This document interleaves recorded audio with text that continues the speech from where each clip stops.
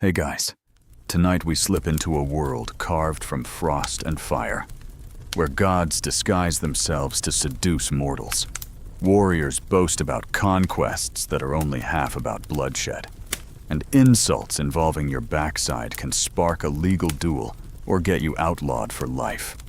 The North, Viking Age Scandinavia, that cold corner of the medieval world where sex wasn't just a private act, it was reputation, law, battle tactic, and social currency, where your honor could hang on a rumor whispered beside a hearth, or a love affair carved into the ribs of a whalebone, where masculinity was as fragile as a mead cup in a shield maiden's grip, and just as easily shattered. You are stepping into the sagas now, friend, and you probably won't survive this. So, before you get comfortable, take a moment to like the video and subscribe, but only if you genuinely enjoy what I do here. And drop a comment below with your location and the time where you are. I want to know who's wandering into the Norse after dark with me tonight. Now, dim the lights, maybe turn on a fan for that soft background hum, and let's ease into tonight's journey together. You start in darkness, but it's not silent. You hear the wind scrape over a sod roof. You feel the heavy fur of your cloak pressing down, and the faint ache in your thighs from riding all day.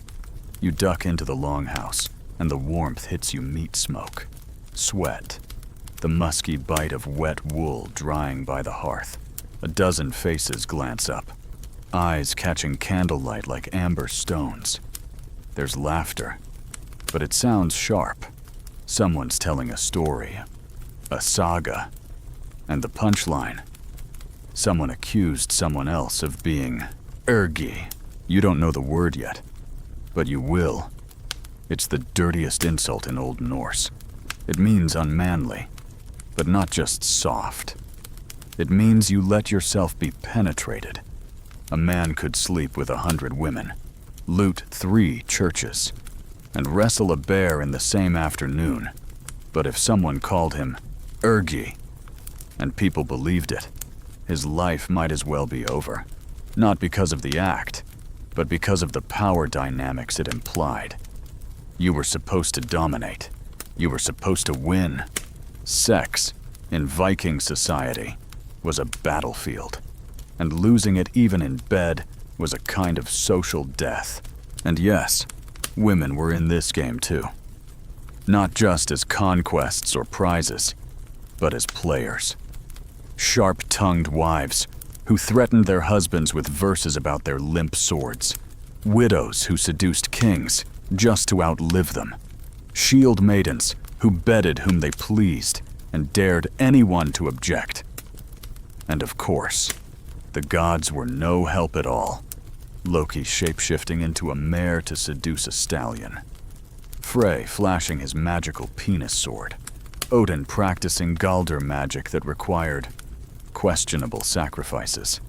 Norse mythology wasn't just wild, it was straight up surreal with sex. But before we spiral into those tales, you should know this Viking sex was not romantic in the way you're imagining. There were no candlelit feasts ending in gentle embraces. This was a culture where marriage proposals sometimes began with kidnapping, and foreplay might include a wrestling match or a thinly veiled threat of violence. Yet weirdly, for all that brutality, it was also a world full of poetry, of carved runes declaring desire, of men composing verses about the curve of a woman's neck or the rhythm of her walk, of lovers separated by oceans, swearing fidelity over blood and mead. It was complex, messy, in many ways, more emotionally honest than what came after. Because when Christianity crept in, with its ideas of sin and shame, the old ways didn't disappear. They just got pushed underground, twisted into folklore and whispers. The Viking world didn't stop being sexual, it just got sneakier. Which means, if you really want to understand what sex meant in the Viking sagas, you have to be willing to read between the lines, to sit by the hearth and listen carefully, because not every story was shouted. Some were murmured, half-drunk, told with a wink and a raised eyebrow. Some were carved into bone and buried with the dead. Tonight, you'll follow those stories. You'll meet the lovers, the liars, the lawbreakers. You'll hear gossip that toppled chieftains and flirtations that started wars. You'll learn that sex, in Viking society, wasn't just a matter of pleasure. It was identity, honor, leverage. It could mark you a hero or brand you a traitor. And sometimes, just sometimes, it could change the course of a saga. We'll begin with the basics. What counted as sex to the Vikings? Spoiler. It wasn't just what you think. Then we'll look at masculinity, how fragile it was, how guarded. We'll eavesdrop on insults that cut deeper than axes. We'll examine why Viking men obsessed over not just who you slept with, but how. Then we'll turn to the women, the witches, the wives with suspiciously clever tongues. We'll talk about seduction as warfare, and exile as a sexual sentence. We'll touch the divine, because no one gets freakier than Norse gods on a mission. And then we'll get into the weeds love spells, erotic poems, gossip as weaponized intimacy, and why the Norse feared being feminized more than they feared dying in battle. And if you think this all sounds dark, it is, but not in the way you expect. It's dark, like winter at the edge of the world, cold. Yes, but alive with firelight and stories and laughter. It's dark like the bottom of a mead horn, where you might find courage or regret. And it's dark like the spaces between runes, where meaning slips in and out, never quite still. So lay back. Let the sagas roll over you like waves. Let your breath slow as we drift further from the modern world and into one where shame was lethal. Love was layered, and no one ever truly said what they meant, at least. Not directly.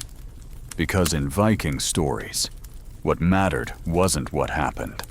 It was who told the tale, and how loudly the hall roared when it was done. And the saga we're starting tonight, it's not just about the Vikings. It's about us, about what we inherit, and what we pretend we've outgrown, about why shame still feels so heavy, why we still perform our power, why some insults still make our skin crawl, and why, even now, thousands of years later, we still measure each other in ways the old Norse would instantly understand. Now listen. Outside, the wolves are howling. Inside, the mead is warm. The fire crackles. And someone is beginning a story. You lean in. Your breath fogs the air. And the first word is sex. Not the kind you know. The kind that gets you remembered. You're still by the fire, your shoulders thawing beneath the scratchy weight of fur, when the old man with the singed beard starts laughing. Not a chuckle, a hacking, wheezing, eye-watering guffaw that makes the others lean in, because whatever he's about to say next is going to sting. And then he chokes out, smacking his knee. He called him a man who knits in the moonlight. The room erupts. But you're confused. That doesn't sound very insulting. What you don't yet grasp is that in this world, a phrase like that is a loaded grenade. Because the Vikings didn't joke about masculinity. They monitored it, studied it like ravens circling the battlefield. And the second a man stepped outside the narrow corridor of what was considered manly, the insults came. And those insults could ruin you. One word in particular had the power to detonate your entire reputation. Ergi, not a word easily translated. It's a landmine of implication effeminate, cowardly, perverse, but most dangerously. It meant you let yourself be the receptive partner in sex, that you were passive, penetrated, submissive, and that, to a Viking man, was worse than death, because their society believed power should flow in one direction. To be a man was to be the actor, the doer, the spear, not the shield. Being seen as the other meant being stripped of all status. Worse than theft, worse than treason, and definitely worse than any bedroom mishap. One whisper of ergi, and you could find yourself challenged to a duel, thrown out of your community, or mocked in poetry for generations. Historians still argue whether these accusations reflected actual sexual behavior or were just tools for destroying political rivals. But what's clear is this: to protect your honor in Viking society, you had to control not just what you did, but what people thought you did. A saga man could destroy a man with a single verse. A jealous neighbor could twist a joke into social suicide. And your enemies, they'd wait. Wait for a slip, a rumor, a misstep. Then they'd pounce. Take the case of Thorleif the Proud. Proud of what? Probably not his backside. Because in Egil's saga, he's accused of allowing himself to be used like a woman. That's it. No evidence. Just the line. And it sticks. People repeat it.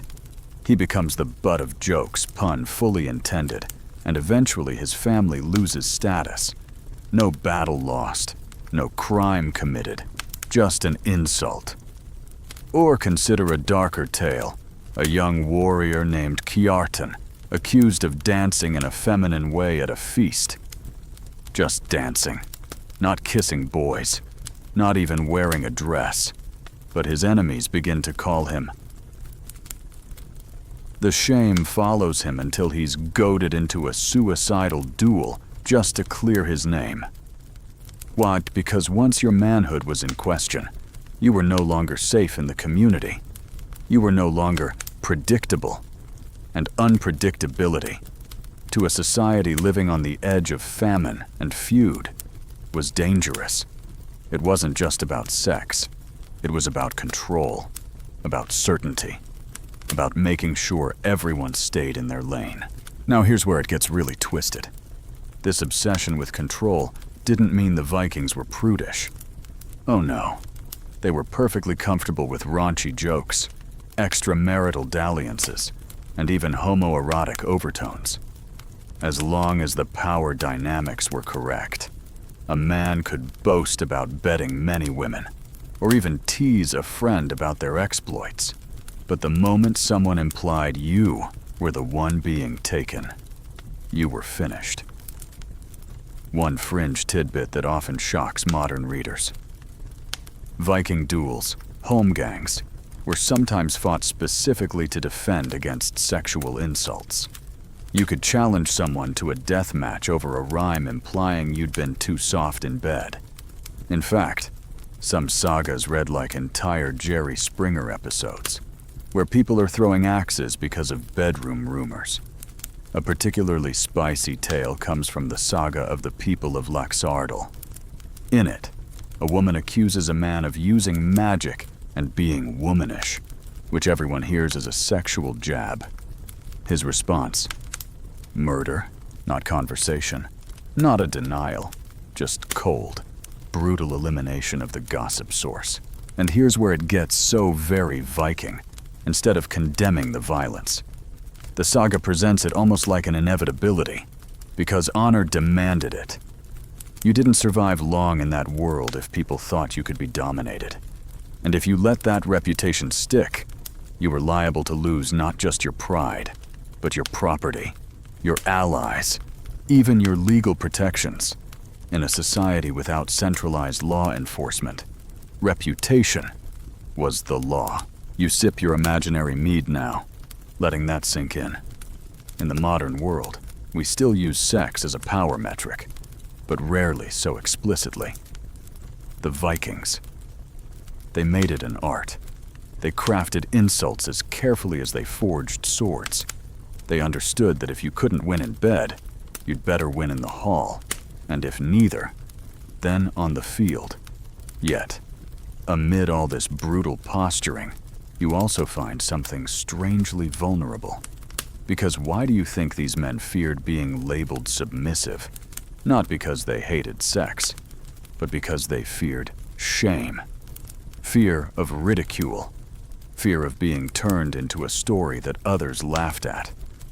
Which, honestly, might feel familiar to you. Maybe not in a hall full of warriors, but on the internet, in a group chat, at a party. The terms change, but the dance stays the same. And now, one sex story to warm your toes. This one from Eleanor Herman's deliciously dramatic Sex with Kings. She tells of a French noble who visited Sweden during the late Viking transition and was scandalized to hear a local warlord bragging that he made his servants taste his sword in both battle and bed. The nobleman, deeply Catholic, wrote in horror about the open casualness of these heathen desires. What he didn't realize was that the warlord wasn't revealing secrets, he was asserting dominance. This wasn't about pleasure. It was about telling the room you are not to be touched without your consent. The man wasn't confessing a kink. He was issuing a warning. Historians still debate how literal some of these stories are. Were Viking men really that paranoid about being called feminine? Did they actually base social rankings on who topped and who didn't? Or is this all just saga exaggeration, inflated by bards to make the stories pop? There's no solid answer, but the patterns are clear. Again and again, the same themes surface: power, shame, control, and beneath it all, the anxious heartbeat of a society that needed everyone to stay predictable. Outside, the wind picks up. You imagine it lifting your tent flaps, hissing around the edges of the world. Inside, the fire crackles and pops. The old man with the singed beard is still laughing, but quieter now, almost to himself. He called him soft. He mutters, shaking his head, like linen left in rain. Everyone chuckles again, but not too hard, because they all know tomorrow it could be their name twisted into the next joke, and no one wants to be the punchline in a culture where shame can kill. The hall quiets for a beat, and that's when you notice her half-shadowed near the fire pit, draped in layers of dark wool, a single silver pin at her throat catching the glow. She hasn't laughed. She hasn't spoken. But the way her eyes move cool, amused, slicing through the men's boasting like a blade, you realize this isn't just a woman sitting in the crowd. This is someone who's heard every insult, weighed every double entendre, and filed it away like a weapon for later. Viking women weren't silent ornaments. They were power brokers. They wielded words the way warriors swung axes clean, precise, and often fatal to the male ego, especially when it came to sex. You shift in your seat as she finally opens her mouth, her voice low and slow, laced with a smile that's not friendly. A man, she says, who spends more time with his comb than his sword is only good for plucking geese. The room howls. She doesn't. Just sips her mead. Somewhere in the dark, a man turns red. She's not talking about him. Not by name, but everyone knows. And that's how Viking women played the game. With implication. With metaphor. With a style of poetry called need, a kind of verbal hex, often sexual in nature, that could demolish a man's public standing without ever breaking a law. These weren't just idle jabs. They were crafted, rehearsed, and deployed with surgical intent.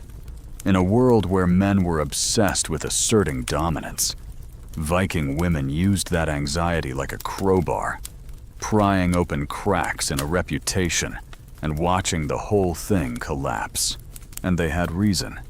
While men wielded brute strength, women were expected to be masters of subtext. They could own property, manage estates, even divorce their husbands if they were too soft in bed or too cruel at home. But their sharpest leverage came from language, from the stories they told, and the shame they could summon with a well-placed verse. Historians still argue whether this verbal power translated into real autonomy, but the sagas are littered with examples of women who controlled narratives, and sometimes even wars. With their words, consider Hallgerdr, the infamous lady of Njal's saga. When her husband refuses to steal for her, she responds not with a tantrum, but with a quiet line. "You are not the man I thought you were." That's it. No screaming, no fight. Just that sentence, coiled like a snake. And he cracks under it. Kills a man to prove he's man enough. That's the level of precision we're talking about. Or take the case of Gudrun Osvifursdottir, often called the most complex woman in all the sagas. Married 4 times, each union marked by cunning strategy, erotic tension, and at least one body buried. She's not remembered as a seductress, but as a political player. In one scene, she tells a man she's had a dream where she wears a golden helmet, but it turns to blood. He laughs nervously, unsure if she's predicting a wedding or a murder. Both, probably, because for women like her, sex wasn't just personal. It was prophecy. It was leverage. It was a slow-burning fuse. You sip your imaginary mead again, thinking how different this is from the cartoon Viking women you grew up with horned helmets. Cleavage, comic relief. Here, they're terrifying in the most elegant way. Not because they scream, but because they don't have to. They already know the rules. They've memorized the script, and they know how to edit it mid-performance. One particularly haunting example comes from The Erotic Spirit Through History by Peter Webb, who recounts an Icelandic saga in which a woman named Thuridr turns down multiple suitors by composing biting verses about their, shall we say, limited stamina. She compares one to a drying codfish, another to a goat who can't climb hills. These weren't just rejections. They were public performances, and the men had no good way to respond. To challenge a woman's need was to admit you cared an unmanly thing. To ignore it was to let the insult stick. Either way, you lost. And it wasn't just elite women or mythic heroines who played this game. Farmers' wives, weavers, even slave women could cut deep with their tongues. A fringe tidbit buried in a 14th century saga tells of a thrall named Hrefna, who, when caught spying on her master's lover, replied, "I was only checking to see if he had found his manhood this season." She was beaten. Yes, but the line spread through the region like wildfire. A joke, a scandal, a little poem whispered at gatherings for months. And her master, he never quite lived it down. Historians still debate how representative these examples are. Were Viking women truly this vocal? Or were the sagas projecting modern anxieties back onto the past? Were these verbal battles everyday occurrences, or just literary spice? No consensus, but what's clear is that the Norse didn't fear female sexuality. They respected it, even when it scared them, which is why the line between praise and insult was so thin. A woman's beauty could inspire verses. Her laughter could signal ruin. And speaking of verses, Viking love poetry was not the soft, floral stuff of later European courtships. It was bold, sensual, sometimes disturbingly direct. Take this little gem from a saga, where a man writes, "I dreamed of your hips crashing like waves upon my lonely fjord." Not subtle, not meant to be. These were declarations of lust, dressed up in landscape metaphors. They used natural imagery, ice, storms, meadows, to talk about desire in a way that felt both primal and poetic. And women returned the favor. There are preserved stanzas where women praise a man's beard like a plowed field ripe with summer wheat. Again, not subtle. But in that lack of subtlety was power. They weren't asking for permission to desire. They were stating it, claiming it. The longhouse grows warmer now, the fire dancing higher, and you feel like you're sitting in the middle of a play that's still being written.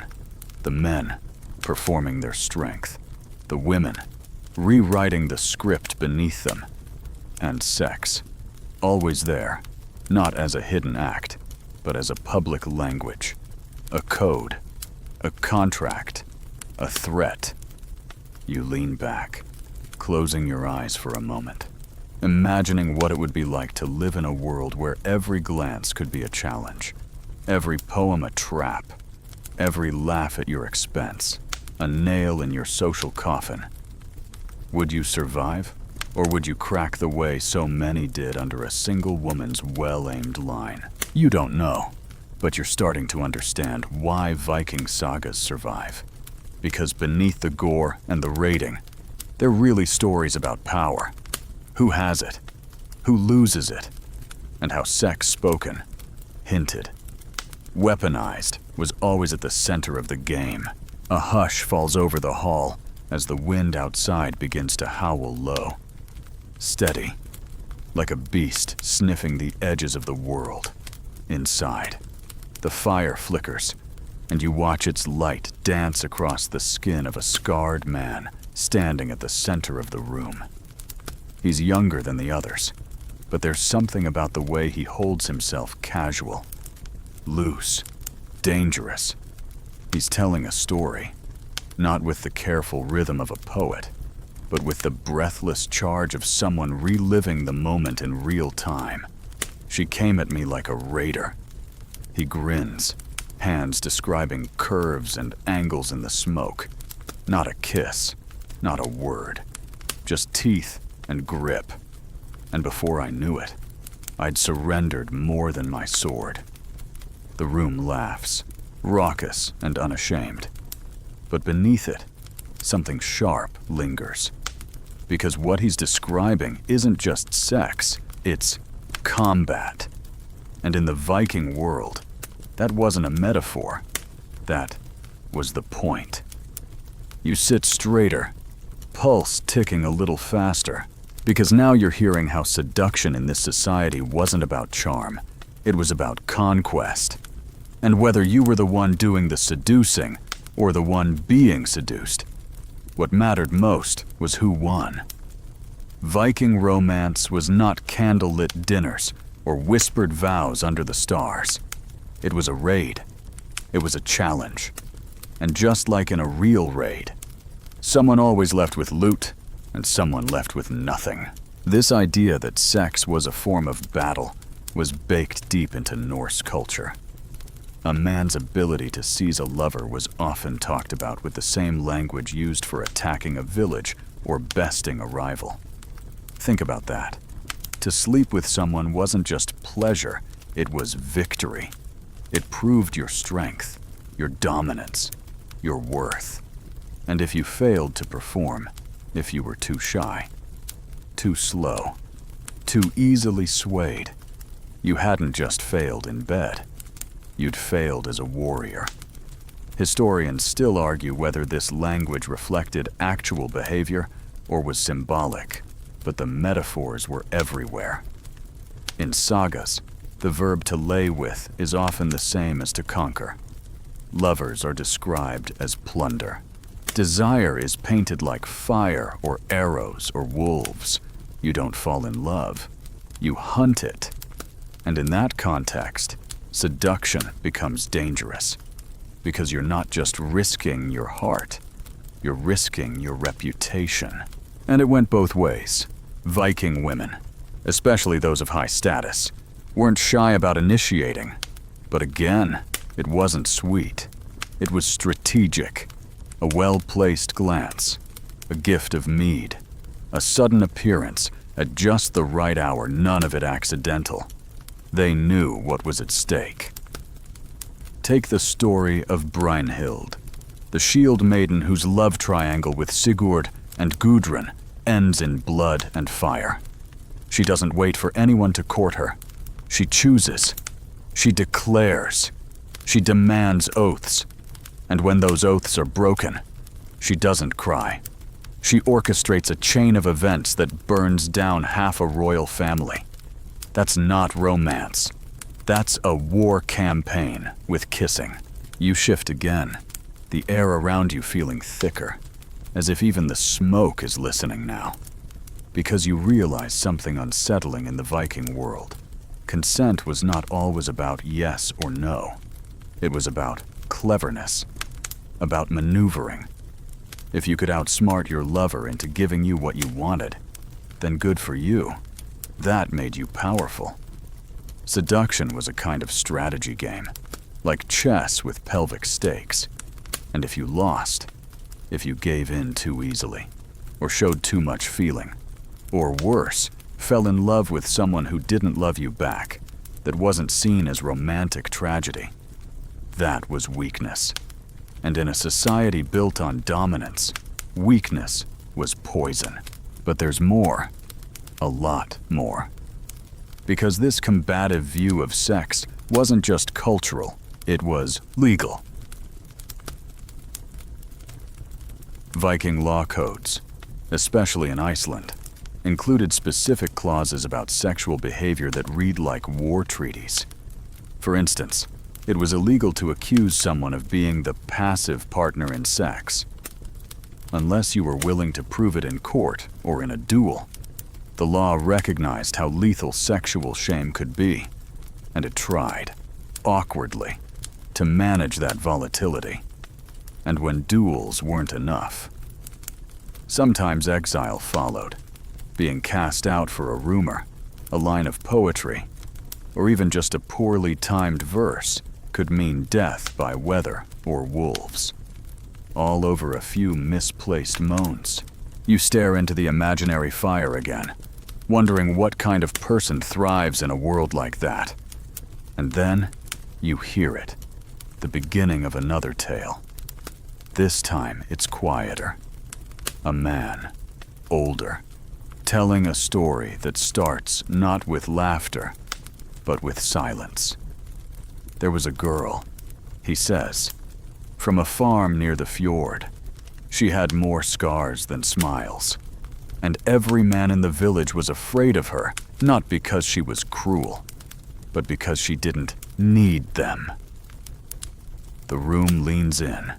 He tells how she seduced a chieftain just to gain access to his network, how she stayed just long enough to gather secrets, then vanished. Later, his rivals all seemed to know exactly where to hit him. She never killed anyone, the old man says, but she might as well have.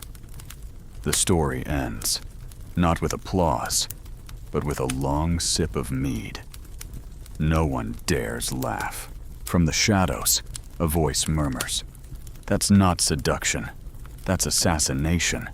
But no one disagrees, because they all know the truth. Sex, in the sagas, is never just about bodies. It's about leverage. And sometimes, the warmest embrace hides the coldest intentions. Now for our nightly tale from the world beyond the fjords. In Michel Foucault's The History of Sexuality, there's a passage about power and visibility, how control isn't about who's watching, but about who's imagined to be watching. And that's what the Vikings understood intuitively. Every act of desire, every flirtation, every bedroom story, they weren't private. They were public theater. People talked. People judged. And in that sense, sex became performative. Not just between partners, but for the entire community. One story from a preserved oral account describes a young couple caught in a barn, only to later become the subject of an impromptu poem spread across 5 villages. The girl, mocked for her eagerness. The boy, praised for his storm-like rhythm. It didn't matter if the poem was true. It became truth the second it left the bard's lips. Historians still debate how widespread these poetic post-mortems were, whether they were rare performances or a routine way of policing behavior. But one thing's certain, Viking society never let sex be just sex. It had to mean something. It had to carry weight. And if you weren't the one shaping the story, you were probably the one being shaped by it. The fire's low now. You smell the embers more than see them. But your mind is alive, spinning through a world where desire is never pure, never innocent. It's a weapon, a mirror, a game with no pause button. And you realize you're only beginning to grasp the full extent of what Viking sex meant.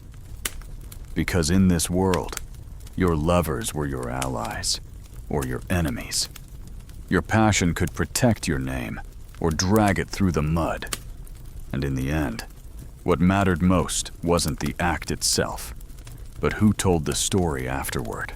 The mood in the hall has shifted. The laughter has quieted, replaced by the kind of tension that creeps in when everyone knows the story is about to get darker.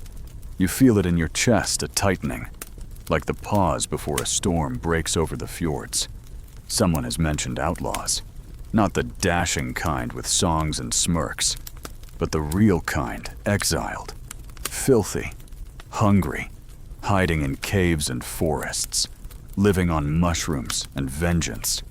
And yet, in Viking sagas, these men were often remembered less for the murders that got them banished, and more for what they did with their unexpected sexual freedom on the fringes of society. Because here's the twist: when you're outside the law, you're also outside its expectations. And that means Viking outlaws, some of them got weird. You lean closer, breath warm in the smoke, and hear the tale of Grettir the Strong, a saga hero so physically overwhelming that women were said to line up at the edge of the forest just to accidentally bring him food. No one admitted it.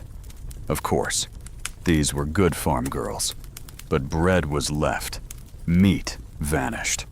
And sometimes, though no one would say it out loud, babies arrived 9 months later. Whether the stories were true didn't matter. The myth of Grettir's outlaw virility took root, because in exile, stripped of his legal name, his farm, his inheritance, what did he have left? His strength, his sword, and his reputation in bed. And that last one, that was currency, even if it couldn't buy you a roof. Sex outside the bounds of social order became, paradoxically, a kind of freedom. When no one's watching, or when no one's allowed to watch, shame loses some of its grip. And that's when people get honest. The sagas hint at this in Whisper's strange trysts in mountain huts, liaisons with witches, seductions driven not by status, but by necessity. Women sneaking into outlaw camps not for love, but for information. Men finding tenderness in places they were told it shouldn't exist. One particularly blurry tale involves 2 men banished from different clans, sharing a hunting shelter through a brutal winter. The saga doesn't describe anything directly, but their names are paired, their fates intertwined, their dialogue tender in ways rarely granted to male friendships of the time. Scholars still argue whether the implication is romantic or simply poetic. But in a society obsessed with dominance and clarity, even ambiguity becomes revolutionary. A fringe detail from oral tradition tells of a woman named Svala, who lived alone after her husband's exile. For 3 years, she walked through the forest to leave food by a riverbank. She told neighbors it was for the gods, but years later, her granddaughter found love poems carved into birch bark, hidden in the walls of the house, written in a hand that matched none of her grandfather's records. Was it him? Was it another man? Or was Svala simply crafting her own myth, outside of what society would permit? No one knows, but the story persists because it touches something deeply. Viking the idea that exile doesn't just strip you of your rights, it strips you of your narrative. And so, the exiled had to tell new stories, often through sex, often through shadows, legally. Exile was called Fjorbaugsgarder, the 3-year outlawry. You could be sentenced to it for killing, stealing, or dishonoring someone's family. But sometimes, you were exiled just for breaking sexual codes, for lying with a man in woman's fashion, for seducing someone already promised, for making love in sacred places. Viking law took sex seriously, and if your behavior couldn't be avenged with a duel or a fine, you were simply erased, banished, made into a ghost with skin. But ghosts have their own stories, and sometimes they're more interesting than the tales of those who stayed behind. The sagas are full of these ghost stories. People who vanished from society but reappeared in dreams, in rumors, in half-sung songs about forbidden meetings in meadows. And what's wild is that some of these exiles returned richer, stronger, mythologized.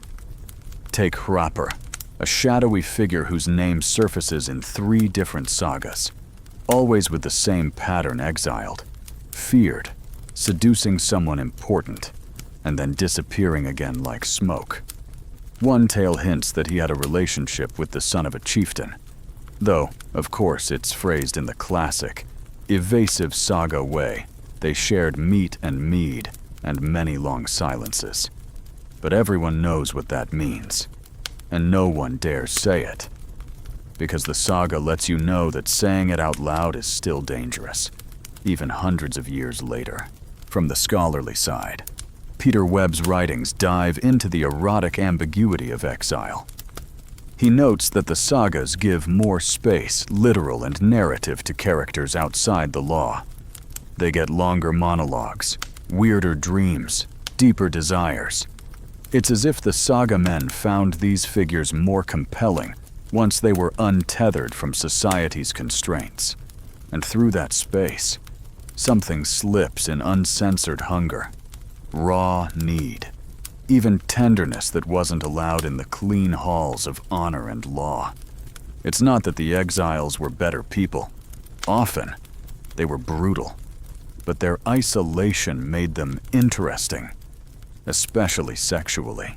There's even an outlaw in one saga, his name lost to history, just called the Red-Handed Man, who seduces his way back into society. One woman after another. Farm wives, widows, a nun-turned brewmaster. Each encounter described in increasingly elaborate metaphors. He stirred her butter churn until the cream broke, or he taught her harp strings to sing beneath the moon. The saga borders on farce, but the ending hits hard.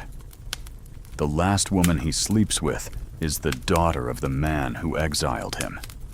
The father, shamed, welcomes him back, not with a duel, but with a marriage. Power, once again, restored through sex. A quiet conquest. A reclamation. And that's what the outlaw stories show you, that in Viking society, sex was more than performance. It was a tool of survival. A way to rewrite your place in the world when all else was taken.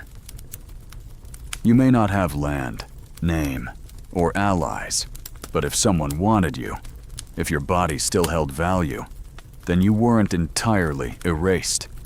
You were still part of the story. even if it had to be told in the margins. You breathe in the heavy air of the hall, letting it settle. Because what you're starting to realize is this Viking sexuality wasn't about love or lust. It was about power. And when you lost everything else, that was sometimes the only power left. The ability to seduce, to unsettle, to linger in someone's memory long after they'd turned their back.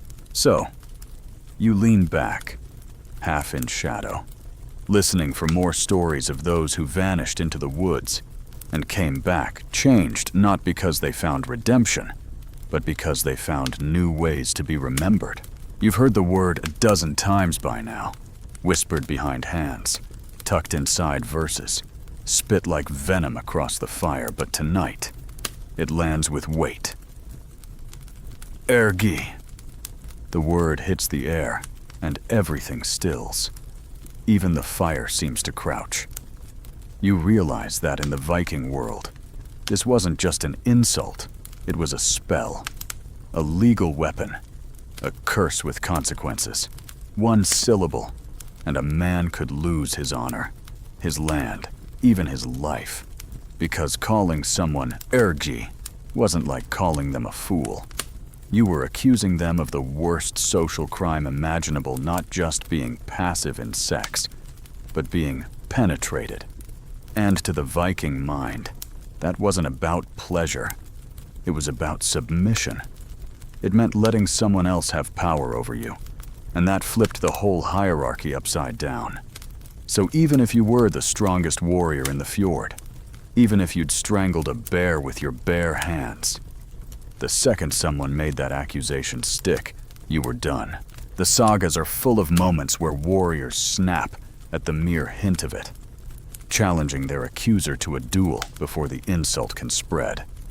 Because if it did, you were socially dead before the sword ever touched your skin.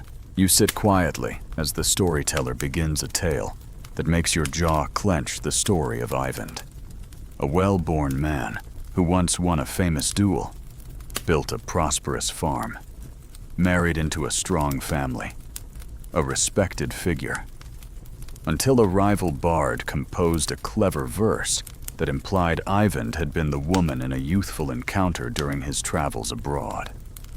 Just a single line, Eyvind knew the foreign way, where wine poured backward, and men too. No names, no details, but the crowd howled, and Eyvind's reputation collapsed in real time. He challenged the bard, but the damage was done. His wife left him. His land was sold.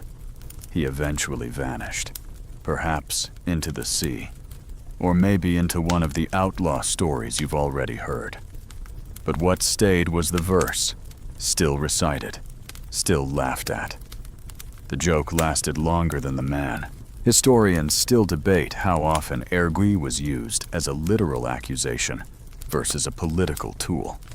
Some argue it was mainly rhetorical, a way to discredit rivals in a culture obsessed with dominance.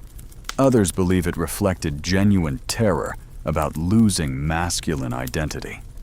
But what's certain is this: it mattered more than fact.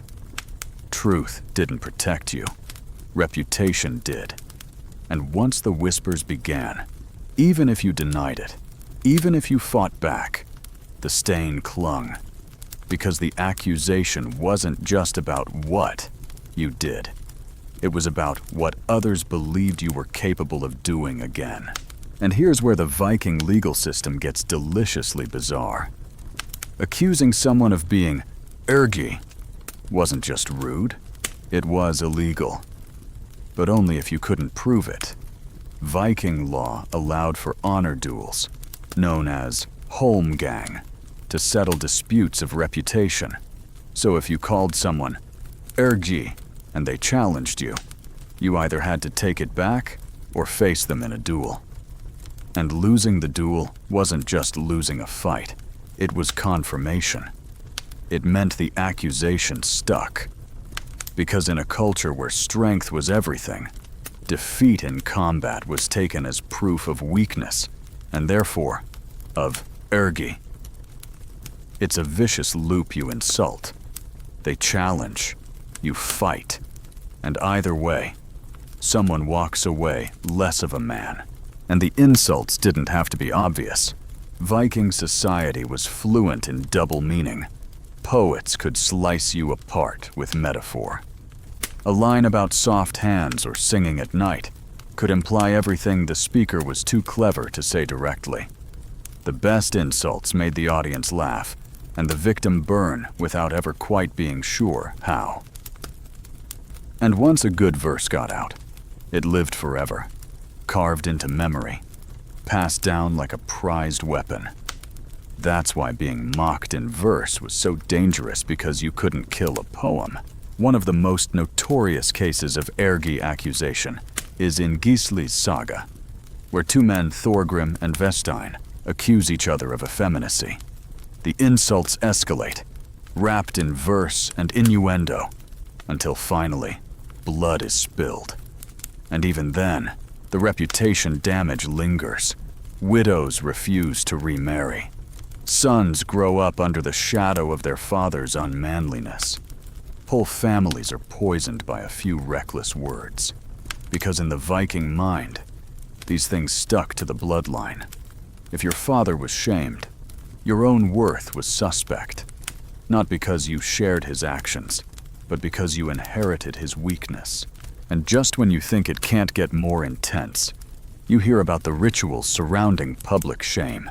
Some nid verses, those venomous public poems, were carved into wooden poles called nidstang, topped with a horse's head, and planted outside someone's home like a warning sign. These weren't just jokes. They were social executions. Neighbors saw the pole, knew the verse, began to murmur, and the accused, he could leave, or he could fight. But he couldn't go back to normal. Not ever. A fringe tale tells of a man who, after being nidded, wandered from village to village, never staying more than a day, always behind the rumor. He eventually went mad, muttering verses to himself. The shame didn't kill him, but it hollowed him out until he disappeared. And now, the knight's sex story, borrowed from the pages of Sex with Kings. Not Viking, technically, but the parallels are too juicy to ignore. In one chapter, Eleanor Herman describes a French courtier who was rumored to be the passive lover of a visiting Russian noble. The rumors spread via poetry. Dripping with euphemisms, he hosted foreign guests with open doors and velvet roads. The courtier, desperate to reclaim his reputation, challenged the poet to a duel. But the poet won. The courtier fled to a monastery and was never heard from again. Sound familiar? The Vikings would have nodded solemnly at that tale. Because the names and fashions change, but the power of accusation remains eternal. So you sit there, heavy with the weight of it all, and realize something chilling. The Vikings didn't fear sex. They feared being seen as vulnerable, as accessible, as someone who could be taken. It wasn't the act, it was the implication. And that's why ergi was so deadly, because it struck at the root of a man's identity in a society that only allowed one kind of strength visible: aggressive, dominant. Anything else was suspect. Anything softer was foreign, effeminate, and therefore dangerous. You look around the imaginary hall. The stories have dried up for now. No one wants to be the next name in a verse. Everyone's watching their words. But you're still thinking about that single syllable, the way it detonates so quietly. Ergi, a whisper that could topple kings. A joke that could outlast your name. A curse, not because it's crude, but because it's believable. And in this world, that's all it takes. The next tale doesn't begin with a warrior or a widow. It begins with a fox. Not the animal, but the glinting, shifting kind of smile a man wears when he knows something he shouldn't. The man in question is wearing a tattered cloak, his beard woven with tiny silver charms that shimmer when he moves. He calls himself a skald, half poet, half trickster, and when he talks about the gods, you lean in, because these aren't bedtime deities. These gods drink too much, seduce too many, and occasionally give birth to horses. That's not a metaphor. That's Loki, the shapeshifter, the chaos bringer, the god who one day turned himself into a mare to distract a stallion. Got too committed to the role and ended up pregnant. He gave birth to Sleipnir, an 8-legged horse, whom Odin later rode into battle. You blink, trying to process the implications, but before you can ask, the skald is already laughing. The gods, he says, behaved like the worst of us and the best of us, often in the same afternoon. This is where things get slippery. Viking mythology doesn't play by polite rules. Their gods aren't moral exemplars. They're complicated, cunning, and often very horny. Odin, the Allfather, might be the god of wisdom and war, but he's also a magician who practices satyr, a kind of sorcery that, in Viking society, was coded as feminine. It involved trances, prophecy, and sometimes performing rituals that were seen as unmanly. So when Odin does it, some sagas hint at discomfort. Even the gods whisper. And yet, Odin still does it, because to him, power is power. And if it means dressing like a woman, groaning on the floor in a prophetic seizure to learn someone's fate, so be it. Masculinity, in the myths, bends under the weight of magic. Historians still argue whether these stories reflect real cultural values or just mythic chaos. Did the Vikings see their gods as role models or as cautionary tales? But either way, the stories survive because they entertain and they unsettle. Take Freyr, god of fertility, whose most prized weapon is not a sword, but a magical phallus. In one tale, he falls so hard for a giantess that he gives away his enchanted blade to win her hand. The result: he's unarmed at Ragnarok, doomed to die. Why? Because he let desire override reason. A familiar warning sex makes fools of even the divine. And yet, even in their foolishness, the gods blur the boundaries. Loki, especially, dances over every line. Male, female, animal, god, villain, savior, he's all of it. And in some stories, his shape-shifting into women isn't just for strategy. It's for pleasure. One obscure poem hints that he took a female form to lie beneath a man's shield and taste his strength. The line is deliberately vague, slippery as smoke, but the implication is there. And in Viking culture, that implication is enough to start a duel, or, in this case, a theological crisis. You start to see a pattern. The Viking gods don't offer clean models of gender. They tangle it, flip it, test it, and that discomfort shows up in how mortals react to the divine. In the sagas, a man who practices seizure like Odin risks being mocked as Arg, even if he's powerful, even if he's feared, because what matters isn't the result, it's the performance. The rules. Who's supposed to act like what? And when those rules bend, shame leaks in. There's a fringe detail from a 12th century manuscript about a chieftain who built a shrine to Frey and was rumored to dance naked around it, wearing a crown of wheat and chanting in a high voice. Local men mocked him, called him soft. But the crops that year, best in a generation, which begs the question if breaking gender norms brings prosperity. Is it still shameful? Or does that shame only exist when others are watching? You're reminded of a line from Michel Foucault's writings. Sexuality is not a thing we have, but a strategy deployed through discourse. In Viking myth, sex isn't just an act. It's a performance layered with meaning.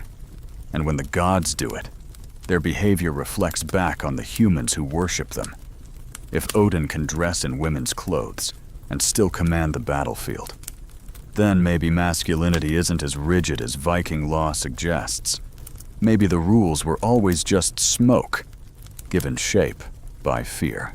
Even the stories of divine punishment twist sex into strange shapes. Consider the myth where Loki mocks the gods in a drunken fit and reveals everyone's secrets: who slept with whom, who played the passive role, who watched instead of fought. The gods rage, but none deny it. It's a story about shame and exposure, where truth isn't the danger.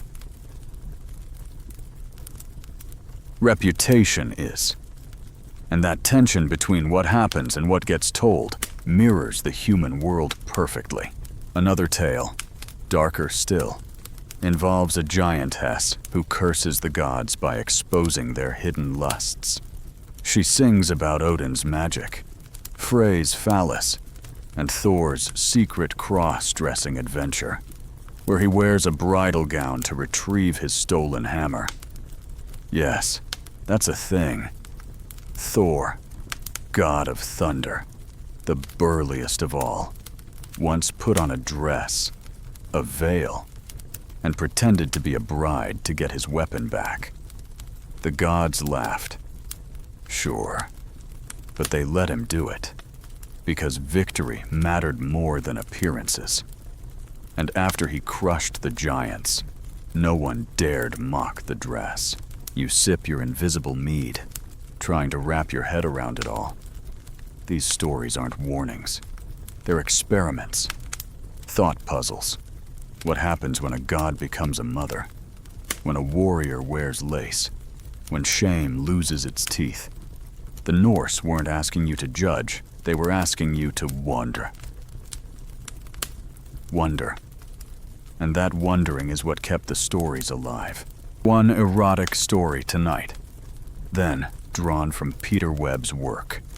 A fragment of a myth that never made the official Eddas, but survives in a 14th century Icelandic notebook.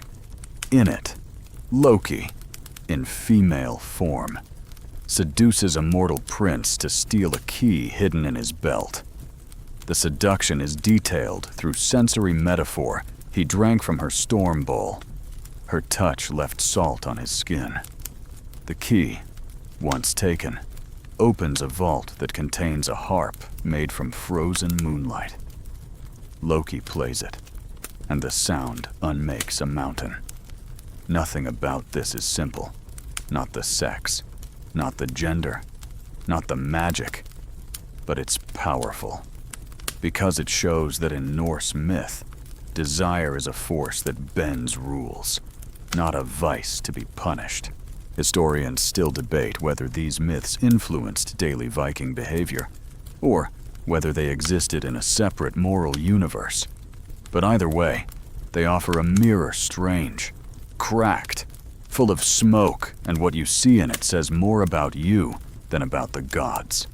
Because if Thor can wear a wedding dress to win, and Odin can groan like a prophetess to gain knowledge, and Loki can birth a horse that becomes the fastest creature in all the realms, then maybe the boundaries weren't as solid as you've been told. The hall is quiet now, the fire low, the smoke curling like ribbon. You feel the weight of stories that refuse to behave, that twist and laugh and seduce you into questioning everything. And you realize something quietly electric in the Viking world. Even the gods had to perform their power. And sometimes, that performance involved lace, lies, and laughter louder than shame. It starts with a whisper. Not from the gods this time, not from the outlaws or shield maidens, but from the shadows between stories, the murky space where gossip curls like smoke and shame hangs thicker than the mead breath of your neighbor. You don't see it at first, but once you tune your ear, you realize it's everywhere. In the cluck of an old woman scrubbing laundry, in the snort of a teenage farmhand when someone stumbles over a name, in the sidelong glance exchanged when someone stands to speak. Hall gossip, the soft, treacherous heartbeat of Viking society. You've heard of duels and raids and curses carved in wood, but none of it holds a candle to the weapon most frequently wielded in the longhouse, a well-timed rumor. Because in this world, sex isn't just a private act, it's a public currency. And like all currencies, it can be forged, inflated, or stolen. Imagine it. You're a minor chieftain, trying to secure a marriage alliance. Your daughter's suitor is handsome, brave, and mysteriously friendless. You ask around. No one says anything direct, but they don't say certain things too quickly. One man mentions that the suitor combs his hair too long. Another recalls how he declined a duel once on moral grounds. A third says nothing, just laughs into his ale. That's all it takes. Deal off. No blood spilled, just the power of implication. Because in a world where honor is everything and shame is forever, the appearance of impropriety is enough to collapse a man's future. This wasn't just mean-spirited drama. It was a system, a tool, a strategy. Viking societies were small, tightly woven, and constantly on edge between famine, feud, and the raw chaos of nature. Gossip wasn't idle. It was surveillance. It regulated behavior. And nothing got whispered about more than sex. Who was sneaking where at night? Who had too much interest in their cousin's new wife? Who was seen leaving the sauna with a traveling scald? You couldn't unhear those things. And once they entered the hall's oral bloodstream, they were almost impossible to clean out. You shift uncomfortably, realizing that this invisible war of whispers might have been more lethal than steel. Because at least with a sword, you knew who was swinging. With gossip, the blade comes from behind, dipped in honey, wrapped in laughter, and it lingers. A fringe detail from an Icelandic saga tells of a woman named Ragna who laughed too loudly when someone mentioned the milkmaid's stolen necklace. No one accused her directly, but 3 nights later, her livestock were killed, her home set ablaze, and a verse carved into her barn door implying she'd shared her cream too freely. The rumor had grown teeth. The saga doesn't say if she was guilty. It doesn't need to. And the worst part, sometimes the rumors weren't about things that happened, but things that people wished had. Desire weaponized into slander. If you turned someone down, they could twist the story. Say you were interested. Say you made advances. Say you tried something shameful. And because Viking law cared more about public perception than emotional truth, the lie could ruin you. This is the cruel symmetry of Viking gossip. Men were terrified of being seen as passive. Women were terrified of being seen as willing. And everyone was watching everyone else for signs of both. Now picture a feast. Smoke, meat, drunk men leaning too close, bards circling the room like sharks with lutes. Someone tells a joke, a poem, quick and biting. Better to ride a tame mare than share mead with one who neighs too freely. Everyone laughs, except the woman it's clearly aimed at. She smiles tightly. She knows if she reacts, the joke sticks. If she ignores it, the story grows. Historians still argue whether Viking women had any formal recourse against this kind of character assassination. Some could sue or challenge through male relatives. Others composed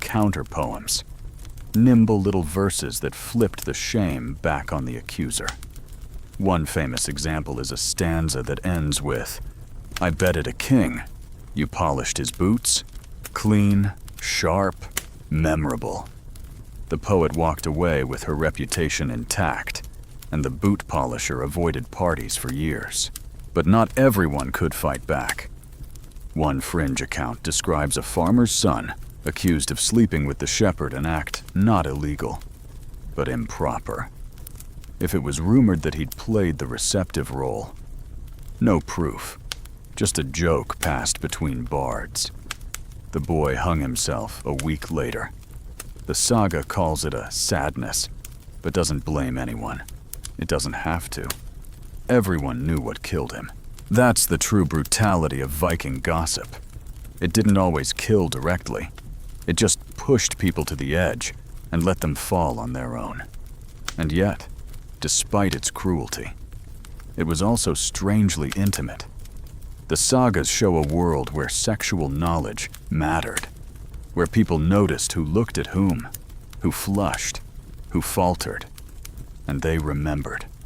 That memory became oral history, which became culture, which became law. And in that swirl of observation, you see something raw and almost modern, the overwhelming pressure to perform your sexuality correctly, to be the right kind of man, the acceptable kind of woman, the safe kind of lover, as if that were ever real. Tonight's erotic tale, then, isn't one of lust, but of gossip turned power.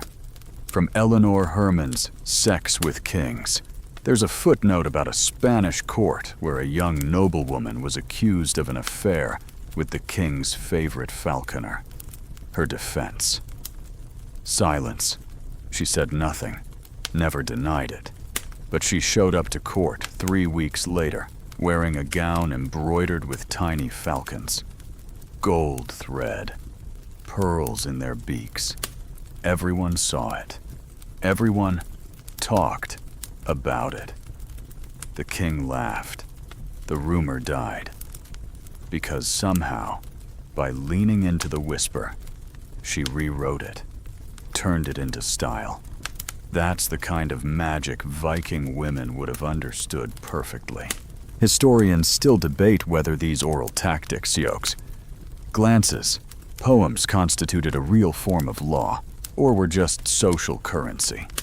But in a world without tabloid headlines or surveillance cameras, gossip was how power moved. And sex was the most volatile topic of all. Because it wasn't just about bodies, it was about control. Who had it? Who lost it? And who laughed last when the mead was drained and the hall fell quiet? You sit back now, the room dim, your thoughts heavy with verses that weren't meant for you, but found you anyway. You hear the echoes of laughter that wasn't entirely friendly, and you wonder how many of your own stories are shaped not by what you did, but by what others thought you might have done. In that flickering tension between the truth and the tale lies the entire heart of the Viking world. Because when your legacy hangs on what's whispered in the dark, even silence can scream. The next story comes not in the form of a poem or a slanderous joke, but in the shape of a shadow stepping through the longhouse door. She's taller than you expected. Her face is hard, not cruel, but carved, as if the wind and war had sanded her down to essentials. She wears armor, yes, but her gaze is sharper than any blade. You've heard the term before. Shield Maiden. It conjures images of myth and marvel, of blonde braids and battle cries. But here in the firelight, the reality is far quieter and much more complicated. She doesn't strut. She doesn't shout. She sits, and when she speaks, the hall leans in. Not because they doubt her power, but because they already know what she's capable of. Her name is Sigrun, and like many women in the sagas, she's fought her way through life and love. sometimes with a sword, sometimes with something far subtler. You're about to learn that Viking women, especially those who bore arms, weren't outside the sexual system, they were tangled deep in it. And when it came to choosing lovers, they broke every rule. Because while Viking society expected women to be passive, shield maidens weren't built for permission. They took what they wanted, or walked away with enough leverage to make someone else pay the price. There's a story, half myth, half memory, about a woman named Hervor, who dressed as a man, sailed across the sea, and demanded her dead father's cursed sword from his ghost. Not for love, not for protection, but for power. Later, she fell for a fellow warrior, their courtship, a sparring match in the snow, each blow a flirtation, each dodge a dare. The saga says they made love that night beneath the howling sky, and neither of them ever spoke of marriage. Because for women like Hervor, freedom meant not being claimed. It meant choosing. And in Viking culture, that was both admired and feared. You see, shield maidens unsettled the neat categories of sexual power. They could fight like men, speak like men, sometimes even dress like them. But they were still women, and that made their power confusing. Men wanted them, envied them, mocked them, feared them. And in the sagas, that tension is everywhere. In the saga of the Volsungs, Brynhild appears in armor and firelight, surrounded by magic and curses. A Valkyrie by origin, a warrior by training. She tells her suitor she'll only marry the man who can ride through flames. When Sigurd does it disguised as someone else, they spend the night together. But later, when she learns the truth, she doesn't weep. She burns down everything, herself included. Her love was real, but so was her rage. Because for shield maidens, desire was tied to respect. If you lied, if you played games, if you tried to control them, they didn't write sad poems. They wrote sagas in blood. Historians still argue whether shield maidens were widespread or here exceptions. Some say they were mythic noble lies told by poets to entertain crowds. Others point to graves with weapons buried beside women's bones, suggesting they were real and not just symbols. But either way, the stories stick because they reveal something raw about Viking desire. That power was sexy, but only when wielded with control. Shield maidens blurred those lines. They could command ships and still be kissed. They could protect their lovers and still be desired. And in a society where most women were valued for obedience, these warriors wrote their own rules. Some were celibate. Some weren't. Some took lovers openly. Others, secretly. One fringe tale tells of a woman named Skadi, who kept 2 lovers in different villages, neither of whom knew about the other. She visited each on alternate moons, claiming religious pilgrimages. When one found out, he challenged her. She beat him in a duel and carved a poem into his shield. You wanted to own me, but I am not a goat. Which, admittedly, hits different in Old Norse. And here's the twist. You don't expect not all shield maidens wielded weapons. Some fought with language, with law, with charm so sharp it cut cleaner than steel. Consider Aud the Deep-Minded, a widow who sailed across the Atlantic after her husband's death, claimed land in Iceland, and distributed it to loyal followers like a warlord. She wasn't a shield maiden by armor, but by authority. She chose her lovers carefully, and if they disappointed her, they were written out of her story. In one saga, a man tries to claim her property through seduction. She sleeps with him, then denounces him publicly the next day. "He is not the man I require," she says, and that's that. He's mocked for years. Tonight's sex story, then, comes not from Saga, but from Eleanor Herman's treasury of scandal. She tells of a Russian noblewoman who invited visiting Viking envoys to her court. Instead of serving them food, she offered them each a challenge to spar her in wrestling. If they won, she'd sleep with them. If they lost, they had to cook her breakfast. Most lost. All cooked. Some stayed. The envoys wrote home praising her strength, some literally, some metaphorically. Whether true or embellished, the story fits the Viking fantasy of women who were not just desirable, but dangerous. Women who didn't wait to be chosen. Women who walked into the hall, uninvited, and left with the best seat. Historians still debate how these women were viewed in their own time. Were they celebrated, tolerated, feared? Probably all three.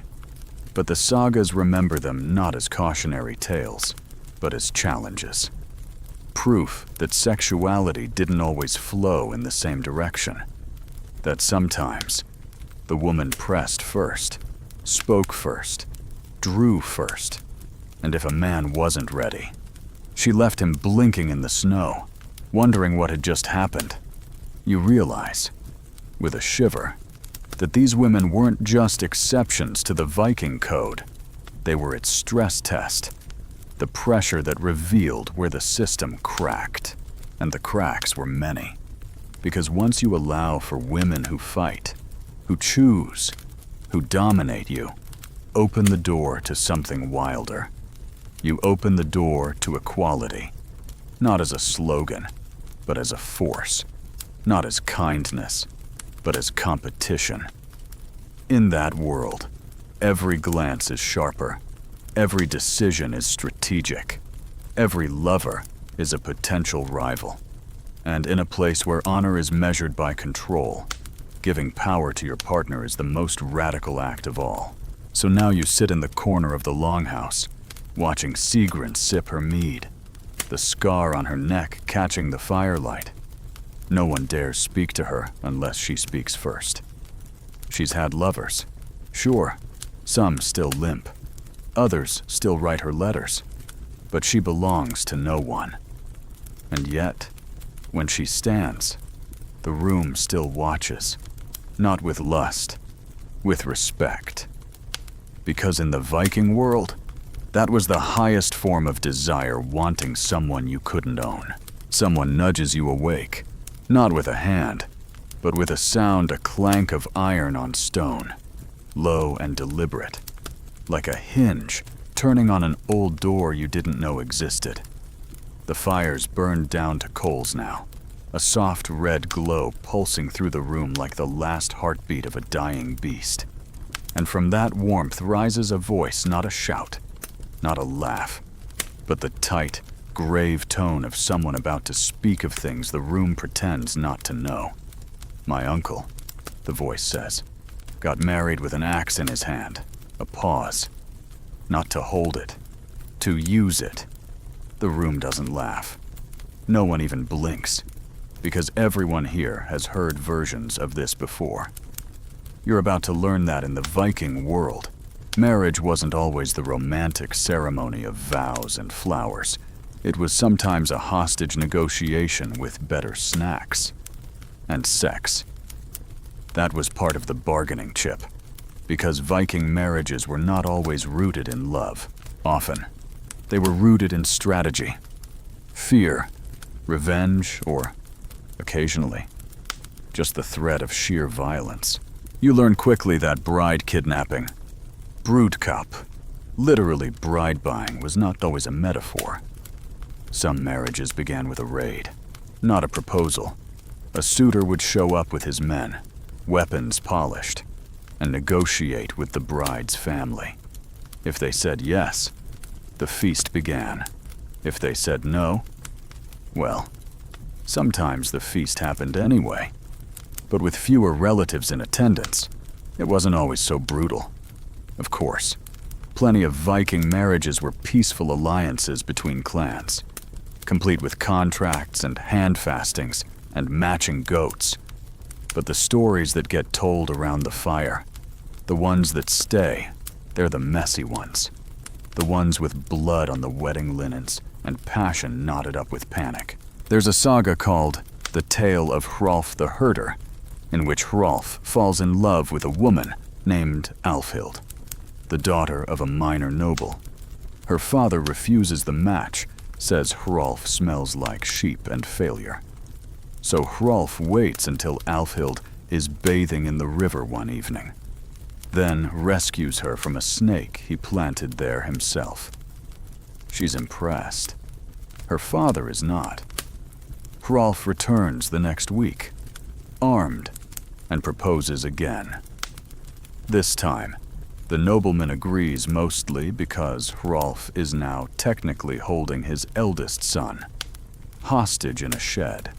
The wedding is quick, the feast shorter, but the marriage, it lasts 20 years.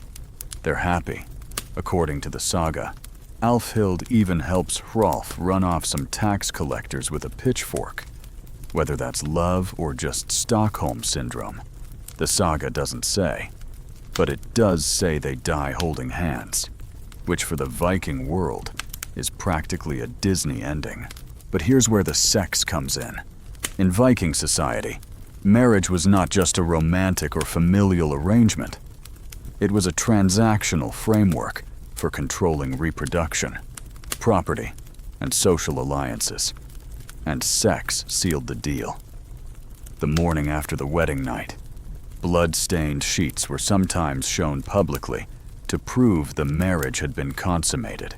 If there was no proof, the union could be contested, not just by the bride's family, but by rivals hoping to undermine the groom. The marriage wasn't real until the sex had happened and been witnessed, at least indirectly. Which means Viking sex didn't end with privacy. It began there, but then leaked out into the hall, where your friends, neighbors, and in-laws quietly did the math. You start to understand why performance mattered, why pressure built, why shame was always hovering, and for women, it was worse. A bride's virginity was not just a cultural expectation, it was legal currency. If she wasn't a virgin and hadn't disclosed it, the groom could demand restitution. If she'd been seduced or raped beforehand, and it was discovered later, the shame didn't fall on the man. It fell on her, and sometimes on her family.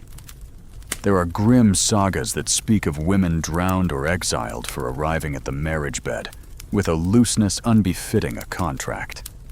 These words sting even in translation. But not every woman submitted quietly. Some subverted the system. There's an account, half buried into the Book of Settlements, of a woman named Gyra who was betrothed to a man twice her age. On her wedding night, she told him she had taken a lover already by choice. The groom stormed out. She stayed. The next morning, she declared herself legally single and inherited half his property as part of the marriage terms. Some say she planned the whole thing. Others say she simply refused to be shamed. Either way, she never remarried, and her estate flourished. Tonight's erotic anecdote comes from Peter Webb's work on ritualized sexuality. He notes that some Viking weddings included symbolic gestures that bordered on theater. In one account, the groom enters the bedchamber with a sword and places it between himself and the bride. This isn't about danger, it's about symbolism. The sword represents trust, potency, the idea that his strength can defend without wounding. They lie beside it all night without touching, to prove discipline. Only in the morning, when the sword is removed, is the act complete. Whether this ritual was widespread or isolated is still debated. But the imagery is unforgettable. A man placing his weapon down and waiting. A woman watching. Both knowing that everyone outside the door is listening. And in rare cases, love did bloom from this chaos. Consider the story of Ketil and Thora. He was a raider. She is the daughter of a lord he was supposed to kidnap. But instead of dragging her back like spoils, he asked her what she wanted. She told him to ride the wind, not be bound to a man who acts like rope. That line is carved on a bone comb found in a 10th century grave. No one knows if it was hers. But Ketil didn't take her by force. He waited. She chose. They left together, settled far from both families, raised sons who didn't know which side of the sword to favor edge or handle. Historians still argue whether stories like this reflect common practice or just saga fantasy. Was Viking marriage mostly brutal, or were these tales exaggerated to entertain? There's evidence on both sides, but what becomes clear is that Levi, in Viking society, wasn't absent. It just had to fight its way through tradition, law, family, and fire. It wasn't something you were granted. It was something you earned, sometimes by dueling for it, sometimes by surviving it. The hall is quieter now. Someone has poured out the last of the mead. You stare into the embers and think about all the beds that were built like fortresses, all the unions that started with a stolen kiss or a stolen sword. You wonder how many of those marriages ended in peace, how many in silence, how many in a verse too sharp to repeat.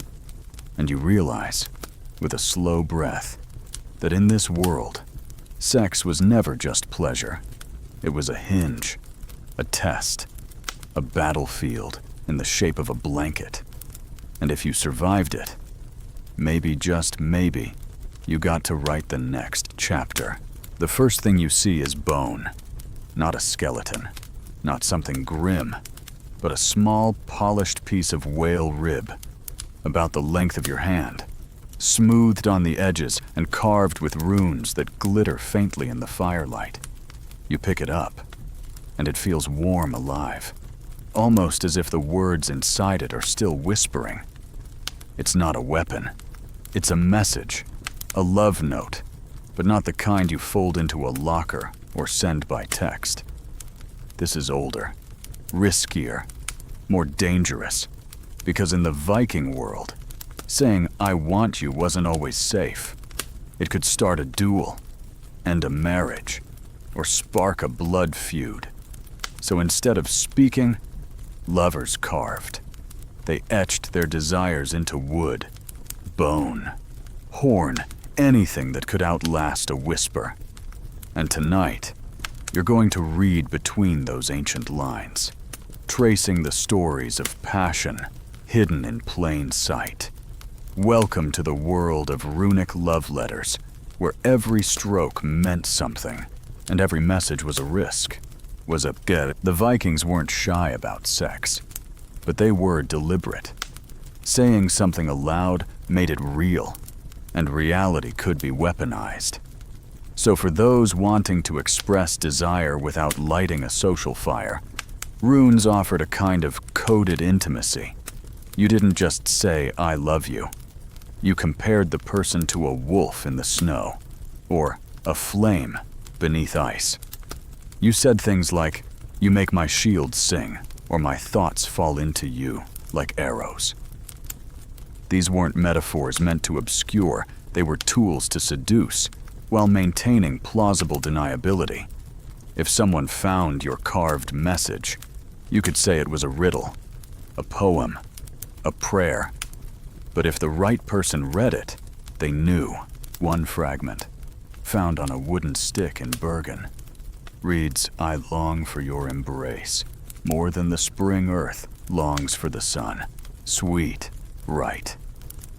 But the next line, "Let us meet where the hill shadows the field."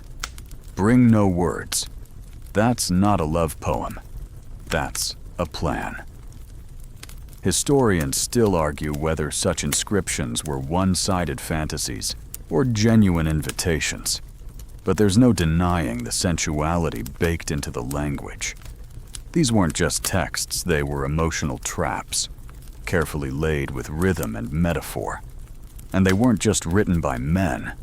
Women, too, composed runic verse, sometimes openly, sometimes under aliases. Their voices carved into combs, bowls, even sword handles. One famously erotic line found on a spindle whorl reads, "He spins my thread with fire." That brings us to the unspoken rules of Viking flirtation. In public, restraint was expected, modesty, even. But in private, especially through objects, desire could run wild. One particularly clever form involved riddles. A man might carve a message about plowing the field or sailing the narrow fjord, with the true meaning obvious only to the person it was intended for. If someone else read it, just agriculture, just boats. But for the recipient, the meaning landed like a slap of cold water. It wasn't just romantic, it was thrilling, because secrecy amplified everything. A fringe tale from a 13th century Icelandic manuscript tells of a woman who received a carved fishhook from a man she barely knew. Attached to it was a scrap of cloth with the words, "What you catch, you keep." She burned it. But later, she married him. The saga doesn't explain what happened in between. It doesn't have to. That's the magic of these messages. They suggest, they provoke. They don't need to finish the sentence. You start to see how this fits into the larger Viking world, where performance, subtext, and plausible deniability ruled sexual politics. A man couldn't just announce he wanted someone, especially if she was married, or high status, or already entangled in alliances. But a carved verse slipped into her cloak. That was something else. That was a test. If she responded with a glance, a line, a similar gift, then the game was on. If not, he could claim innocence. Just a poem, he'd say. Just a bit of wood. But everyone knew better. And sometimes, these runes weren't just about seduction. They were about heartbreak. There's one haunting inscription, scratched into the inside of a drinking horn. "I held her once. Now I hold this." That's it. No names, no place, just loss. Trapped in an object passed hand to hand for years. Historians found it buried with a man who died alone, his grave poor, his weapons rusted, but the horn perfectly preserved. And somehow, that says more about Viking emotions than any saga ever could. Tonight's erotic tale, from The Erotic Spirit Through History, tells of a Norse traitor who fell in love with a woman in Constantinople. Their languages didn't match, but their gestures did. Before he left, he gave her a carved brooch that read, "You are the harbor I long to crash upon." She never replied. But decades later, another Viking found the brooch in a market on a different woman. Did she sell it? Was it stolen? Or did the second woman find the verse and decide it applied to her? 2. The mystery lingers. The emotion stays. Some scholars argue that many of these messages were just jokes, graffiti by bored sailors and horny apprentices. And yes, some were. There's a famous inscription that reads, "Thor slept here." No woman satisfied, probably written by a man trying to inflate his reputation. But the sheer volume of runic love messages suggests something deeper. A need to say things that couldn't be said. A hunger to mark the world with desire, however risky, however small. Because in a culture where power and shame were tightly policed, writing gave you a loophole. It gave you voice without exposure. And for the Vikings, That was a form of freedom. You can almost feel it now, the weight of that small whalebone in your palm. The groove of each letter, the heartbeat hidden in metaphor. You realize that Viking love was never simple. It wasn't roses and serenades. It was coded, dangerous, sharp-edged, a game of nerves and wit, played in the spaces between laws and poems. And yet, in those spaces, people connected, desired, chose, even if just for one night, under a shadowed hill, with no words, just hands. The fire pops. You set the bone down, somewhere in the dark. Someone else is reading it now. And maybe, just maybe, they understand what you were trying to say. You wake to the sound of singing. Not the clean, crisp chant of a monk, or the airy trill of a noble lady, but a low, earthy hum, dragging like a bear through honey, rising and falling in tones that feel older than language itself. It's coming from the far end of the longhouse, where a group of travelers has arrived. Their clothes are strange, more color, less armor. Their fingers are stained with ink, and their voices are too smooth to belong to farmers, bards, merchants, foreigners. And they bring with them more than stories.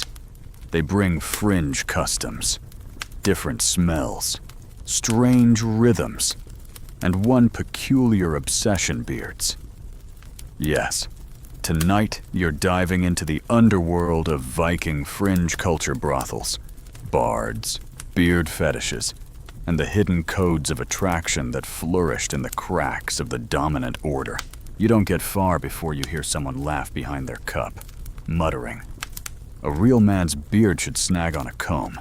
It's a joke, but also a judgment. Because in Viking society, facial hair wasn't just a style, it was an advertisement. Thick, well-kept beards signaled virility, wisdom, and command. A clean-shaven man was suspicious, possibly foreign, possibly Christian, possibly, worst of all, submissive. One poem, attributed to an anonymous bard from the Orkney Islands, describes a man's beard as a forest that guards the cave of his strength. Metaphor, sure, but not exactly subtle. And yet, there's irony buried in all that pride, because the same society that worshipped the beard also teased it. Too long, you were vain. Too short, you were soft, curled with tallow and scented with herbs, clearly trying too hard. Beard talk was a coded way to assess masculinity, sexual availability, and even hygiene. It wasn't just about looks, it was about message. Some warriors braided tiny bones into their beards. Others tied charms or carved runes onto the skin beneath. One fringe find in Denmark unearthed a bronze comb engraved with the phrase, "She stroked my beard before my blade." Translation: someone liked you enough to touch the symbol of your manhood before they saw your sword. That's not a haircut story. That's a flex. And the bards loved this stuff. They turned grooming into foreplay. Their verses were full of beard metaphors, comparing lovers to weavers of gold, or storm clouds with secrets hidden beneath. One particularly cheeky line from a bard at a wedding feast went, "Her fingers sang when they found his chin. Everyone roared. The bride blushed. The groom winked. And somewhere in that laughter, you see the dance against power, shame, seduction, performance." But while beards were flaunted, the real fringe culture slipped in through lower doors. Brothels and bathhouses, Viking towns, especially those on trade routes, often had unofficial pleasure houses. They weren't marked, no red lanterns, but everyone knew. In Ribe, Hedeby, and Birka, Archaeologists have found buildings with unusual clusters of grooming tools, perfume jars, exotic fabrics. Some even had rune graffiti on the walls. One reads, "Theory gave more than bread." Another Olaf left smiling, without boots. Not exactly subtle. And these weren't places of shame. In fact, they often functioned as information hubs. Traveling bards would pass through, trading gossip as well as coin. Prostitutes, some enslaved, some independent, were cultural translators, mood readers, diplomats with sharp tongues, and they understood more than most about what people really wanted. A story from an obscure 14th century saga tells of a brothel keeper named Varja, who kept a book not of debts, but of verses. Every lover who left her house had to compose a line before they could return. Some were crude, some were tender. One line, still quoted in rural jokes, reads, "I came for warmth, but left with fire in my chest." Whether that was love or an unfortunate rash, no one can say. Historians still argue whether brothels were legal, tolerated, or just quietly ignored. The lack of direct laws makes it hard to know, but the volume of references in saga side plots suggests they were well known and, in some circles, respected. Some women worked for coin, others for food, a few for favors, political or personal. One tale describes a woman who traded a night with a bishop's messenger in exchange for her brother's release. He agreed. She sent him off with a rune on his back that read, "You paid more than silver." And this leads us to the bards, the true chaos agents of the Viking underworld. These weren't just singers. They were cultural engineers. They moved between villages, courts, and beds, carrying stories that could build a man's legend or destroy it. And they weren't celibate observers. Some were lovers themselves. One famous bard named Ketil was said to sing women into their dreams, his voice so soft. They woke feeling like they'd been kissed. He was rumored to have bedded the wives of 3 jarls and escaped punishment each time by writing flattering verses about their husbands. "He sings of your honor," one wife reportedly said, "because he's seen it close up. Dangerous game." But he lived to die of old age, wrapped in furs and smugness. A fringe tidbit from Eleanor Herman's Sex with Kings includes a Norse prince who brought his favorite bard with him to every negotiation. The bard would observe the rival court, listen for secrets, and compose verses that subtly revealed weaknesses, sexual or otherwise. One line aimed at a rival king, he speaks of thunder, but his seed is snow. The rival challenged the prince to a duel, lost, died. The bard got promoted. But not all bard tales end well. A woman named Solveig, known for composing battle hymns, was once paid to sing at a funeral. Her song implied the dead man had climbed many beds, but never the right one. His sons burned her house down. She escaped, wrote a new verse about fire. It survives. Sex, for the fringe dwellers, beard braiders, brothel keepers, bardic instigators, was less about shame and more about signal. It told people where you stood, what you wanted, and how much power you were willing to trade for pleasure. In this world, eroticism wasn't just in the act, it was in the implication. The choice to flirt, the risk of being seen, the audacity to say, even through metaphor, "Yes, I want," and not everyone could handle that kind of nakedness. You close your eyes now, hearing again the bard's hum at the edge of the fire. It's not soothing, it's electric, because it carries everything that couldn't be said outright. The beard you wanted to touch, the joke you didn't quite get, the woman who charged a poem instead of a coin, the truth carved into combs, whispered into steam, caught between rhymes. And somewhere in all that noise, a question remains. Who are you when no one's watching, or worse? When everyone is, the room hushes, not because someone raised a hand, but because a name has just been spoken. And names, in Viking sagas, carry weight heavier than gold and sharper than blades. The name is Inga. No one laughs. No one smiles. Because everyone remembers what happened to her. She didn't die in battle. She didn't disappear in a storm. She survived something much more treacherous: public trial for sexual scandal. And in this world, that's a slow kind of execution. You straighten your back, suddenly more alert. Because this is the kind of story people pretend they've forgotten, even though they whisper it every winter. Inga was the wife of a respected farmer, the kind with just enough land to be dangerous. She was smart, generous, and unforgivably beautiful in a way that made people nervous. Her problem began with a poem, one of those slippery, double-edged verses that passed through the hall on a drunken night and landed too close to home. The bard had said, "The farmer's field grows rich, but who tills it when the moon is full?" The implication was clear. Inga had been seen with someone else, a neighbor's son, maybe a traveling skald.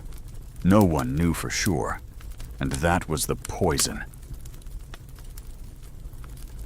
Not knowing. In Viking society, uncertainty could be lethal. A confirmed affair could be punished and closed, but a rumor that could fester for generations. You see, adultery wasn't just about betrayal. It was about property.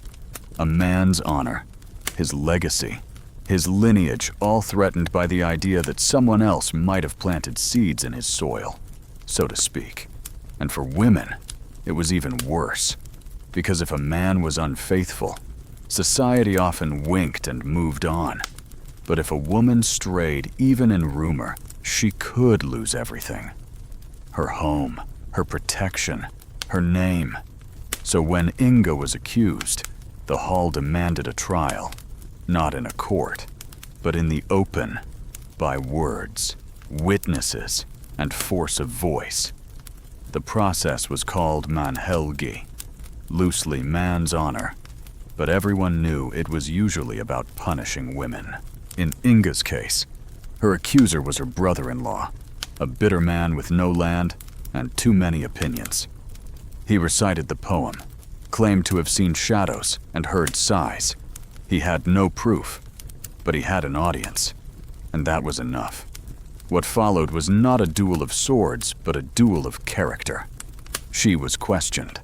Her friends were questioned. The bard who wrote the verse refused to testify, saying poetry was never meant to be used like a cudgel. But it was too late. Her husband didn't defend her, not directly. Instead, he stayed silent. And silence, in Viking culture, was often louder than accusation. Historians still argue how common these public shaming rituals were.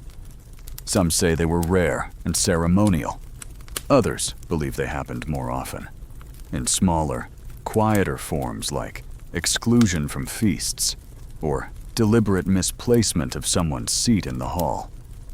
But what's certain is that a woman's sexual reputation was not hers to control. It was a community affair, a shared commodity, and once stained, it was almost impossible to clean. Inga, against expectation, did not crumble. She did something unheard of. She stood and spoke. She recited her own verse. The field was tilled by none but the wind. Ask the soil, did it bloom without me? The line was so sharp, so devastating, that it made the fire snap. No one clapped, but no one spoke again. And that silence, that was her salvation. Not because they believed her, but because she'd outperformed them. She used their weapon poetry and turned it back. No duel, no proof, just power, reclaimed line by line. There's another tale, just as vicious, from the southern coast. A man named Einar was accused of sleeping with a married woman. Her husband was powerful, and instead of challenging Einar to a duel, he petitioned for outlawry. The accusation was that Einar had broken into the man's home and seduced his wife while the husband was away. But here's the twist: Einar claimed she had invited him, that she had written him a love rune, disguised as a prayer ribbon. No one could find it, but Einar recited a verse she had allegedly sent him. "Come when the stars tilt low. I will not be waiting, but wanting." Whether it was real or invented didn't matter. The line alone made the hall murmur. Suddenly, the wife was suspect, her husband enraged. The trial dissolved in confusion, and Einar left untouched. Another example of how sex, shame, and poetry formed a kind of three-headed beast, one that could devour anyone caught in its shadow. Tonight's erotic story comes again, from sex with kings, though it mirrors the sagas almost too well. In a German court, a queen was accused of infidelity by a rival. No evidence, just whispers.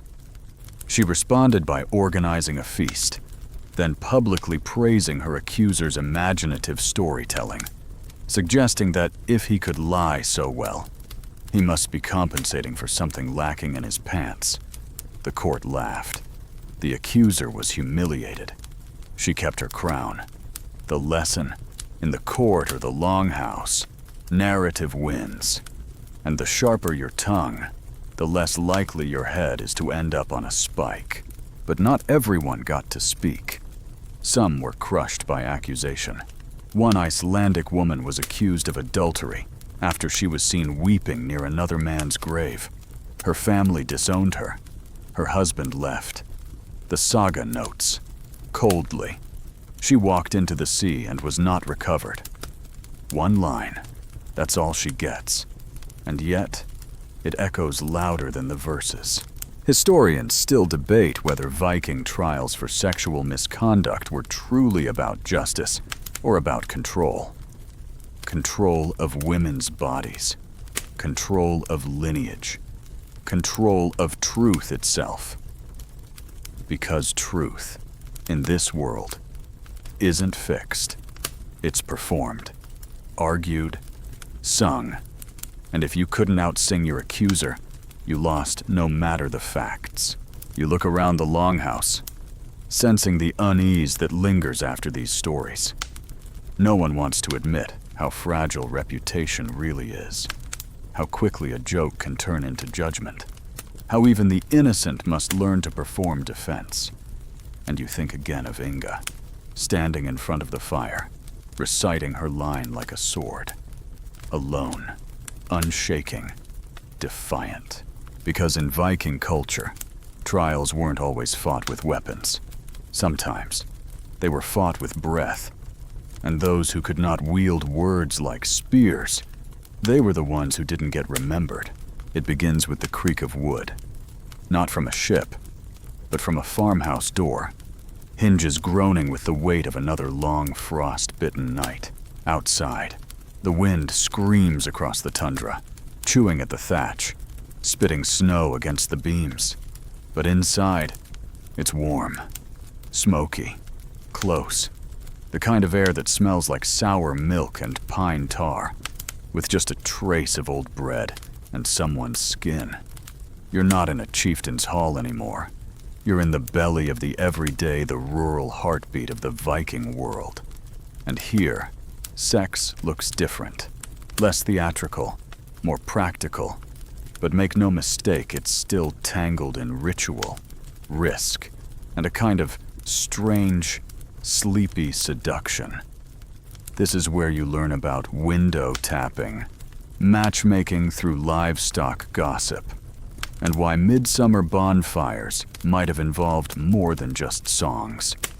Because even in the humble farmhouse, Viking sexuality still knew how to wear a mask and whisper beneath it. You start with the custom of runa flar, the infamous window tapping. Imagine this: a young man, wrapped in furs and nerves, creeping up to a woman's bedroom window in the dead of night. He taps, not knocks, not calls out, just taps and waits. If she opens the window, he might climb in. If not, he slinks away. Reputation still mostly intact. This wasn't scandalous, necessarily. In fact, in many rural communities, it was expected, a courtship ritual, a test of discretion and desire. The tap itself was both an invitation and a gamble, because if a girl did let someone in, she had to be very sure it was the right someone. And if the wrong brother found out, well, there are sagas where those mistakes end in shallow graves, and a new nickname like Arnie Skull cracked. One fringe story tells of a man who tapped on a window, climbed in, and found not his beloved, but her grandmother waiting with a club. "You're too early," she said, before chasing him off into the sheep paddock. He returned a week later, married the granddaughter, laughed about it for years. You realize quickly that these rituals weren't about purity. They were about performance, about knowing the right moves in the right order, and the social choreography of pretending it was all accidental. And then there were the festivals.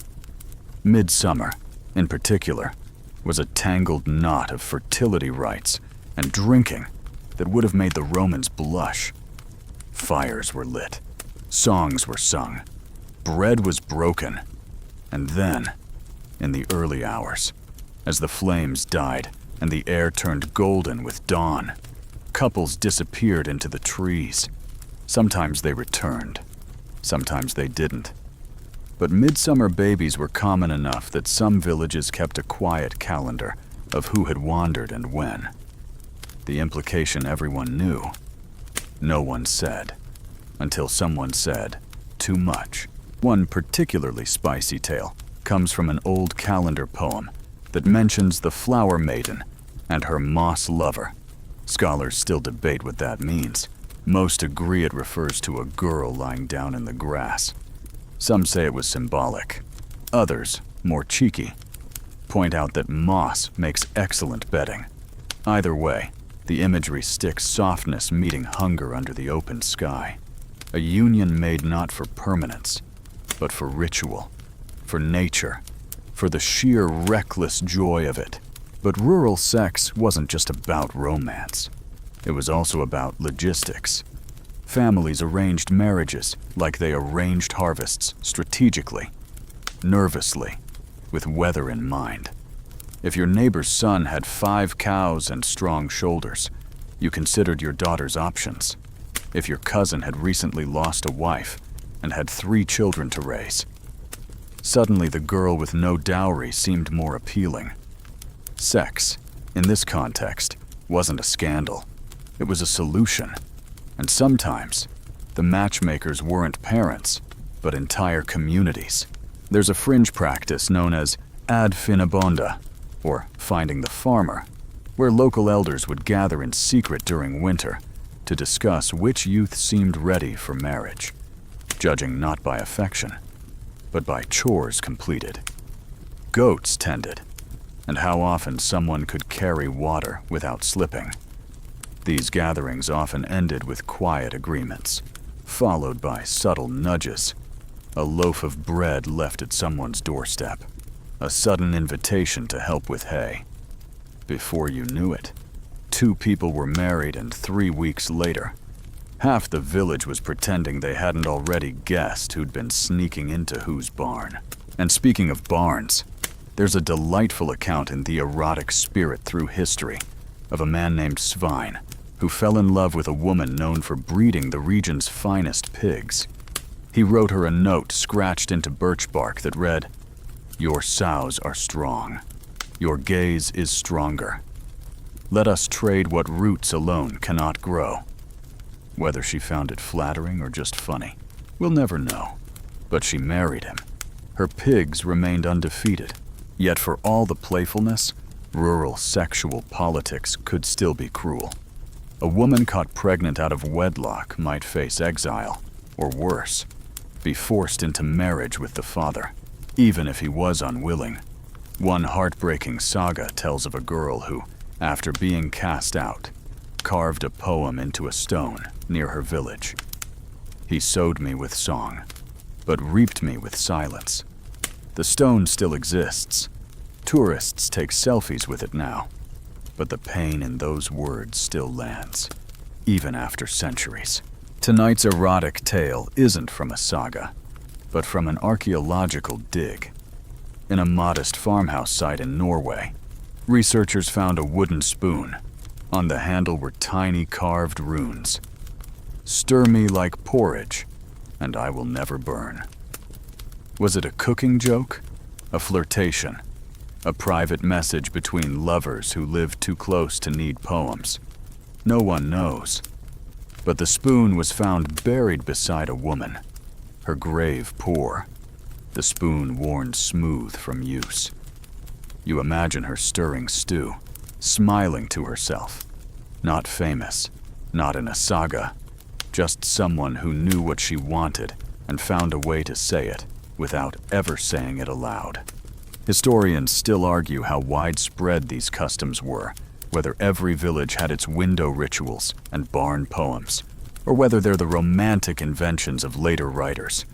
But the consistency of themes, mischief, metaphor, seasonal timing suggests something deeper. These weren't just traditions. They were scripts, a way for ordinary people to navigate the terrifying vulnerability of intimacy in a world where control and appearances were everything.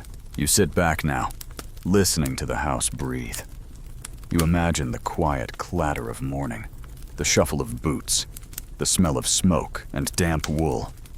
Somewhere, a girl laughs through the wall. Somewhere, a boy is carving a verse into the underside of a wooden cup. And somewhere, in the snow, another pair is disappearing into the trees, not forever. Just long enough to remember that even in a world built on strength and shame, there was still space for softness, for desire, for moss and milk, and the careful tap of a knuckle against a wooden window frame. It starts with a whisper, but not the kind you want to hear in the dark. It comes from the edge of a circle, just past the firelight. And it's not about love, or lust, or longing. It's about punishment, about a man whose last breath left his lips with a whimper, not because he was afraid of death, but because of how it came. His legs tied to a bent birch, arms pinned behind his back, and a crowd watching with the cold interest of people who've seen this before. They say he cried out a woman's name as the blade touched his skin, not for mercy, for memory. Tonight, you're stepping into the coldest, most twisted corner of the Viking sexual labyrinth, the intersection of execution and erotics, where shame bled into spectacle and bodies became symbols of everything society wanted to love and destroy at once. This is not a love story, but it is unforgettable. You begin with the concept of ditten, Niddingsverke, or deeds so dishonorable they demanded not just death, but degradation. And here's the thing, many of those deeds were sexual, not rape. Necessarily Viking law punished that differently, sometimes even leniently, depending on status. No, Niddingsverk, covered acts that made others feel violated by implication. A man who allowed himself to be the passive partner in sex. A woman who initiated desire too publicly. A man caught dressing as a woman not in private, but where others saw. These weren't just sins. They were social blasphemies, and they were punished accordingly with ritualized violence that wasn't just about pain. It was about message. Take the case of Hrafnkel. a saga figure who supposedly seduced the son of a rival chieftain. Nothing is described explicitly, but the language shifts in a way that makes it clear Hrafnkel took something that couldn't be returned. The boy lived, but his father demanded more than vengeance. He wanted a message. Hrafnkel was executed not by sword, but by a ritual known as Urlug Rift, or fate rending, bound, exposed, humiliated. His clothes cut away, his beard shaved a symbolic castration, and his body left hanging. Not just dead, but readable, like a warning sign in flesh. The saga is clinical in its cruelty, and it doesn't apologize. Because in this world, execution could be eroticized, not in the modern sense of titillation, but in the raw, awful way that power and sex often intertwine. A man stripped of honor was often stripped of clothing. A woman accused of adultery might be paraded half-naked before being drowned. Not always, not in every village, but enough times that the sagas record it with eerie calm, and enough that scholars still debate whether the humiliation was meant more for the accused or for the crowd. Who needed to remember what happened when you broke the code? One unsettling detail appears in the Book of the Law of the Gulathing. A Norwegian legal code, men found guilty of certain sexual crimes could have their mouths cut open to let out the false hunger. The phrase is vague, poetic, and terrifying. Most believe it refers to accusations of unmanly oral acts, a taboo that, in Viking culture, carried enormous stigma.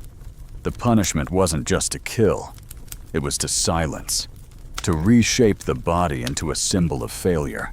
And it wasn't only men. Women, too, were subjected to symbolic punishments. One tale tells of a girl named Yrsa who ran away with a farmhand. They were caught, of course. She was noble, he was not.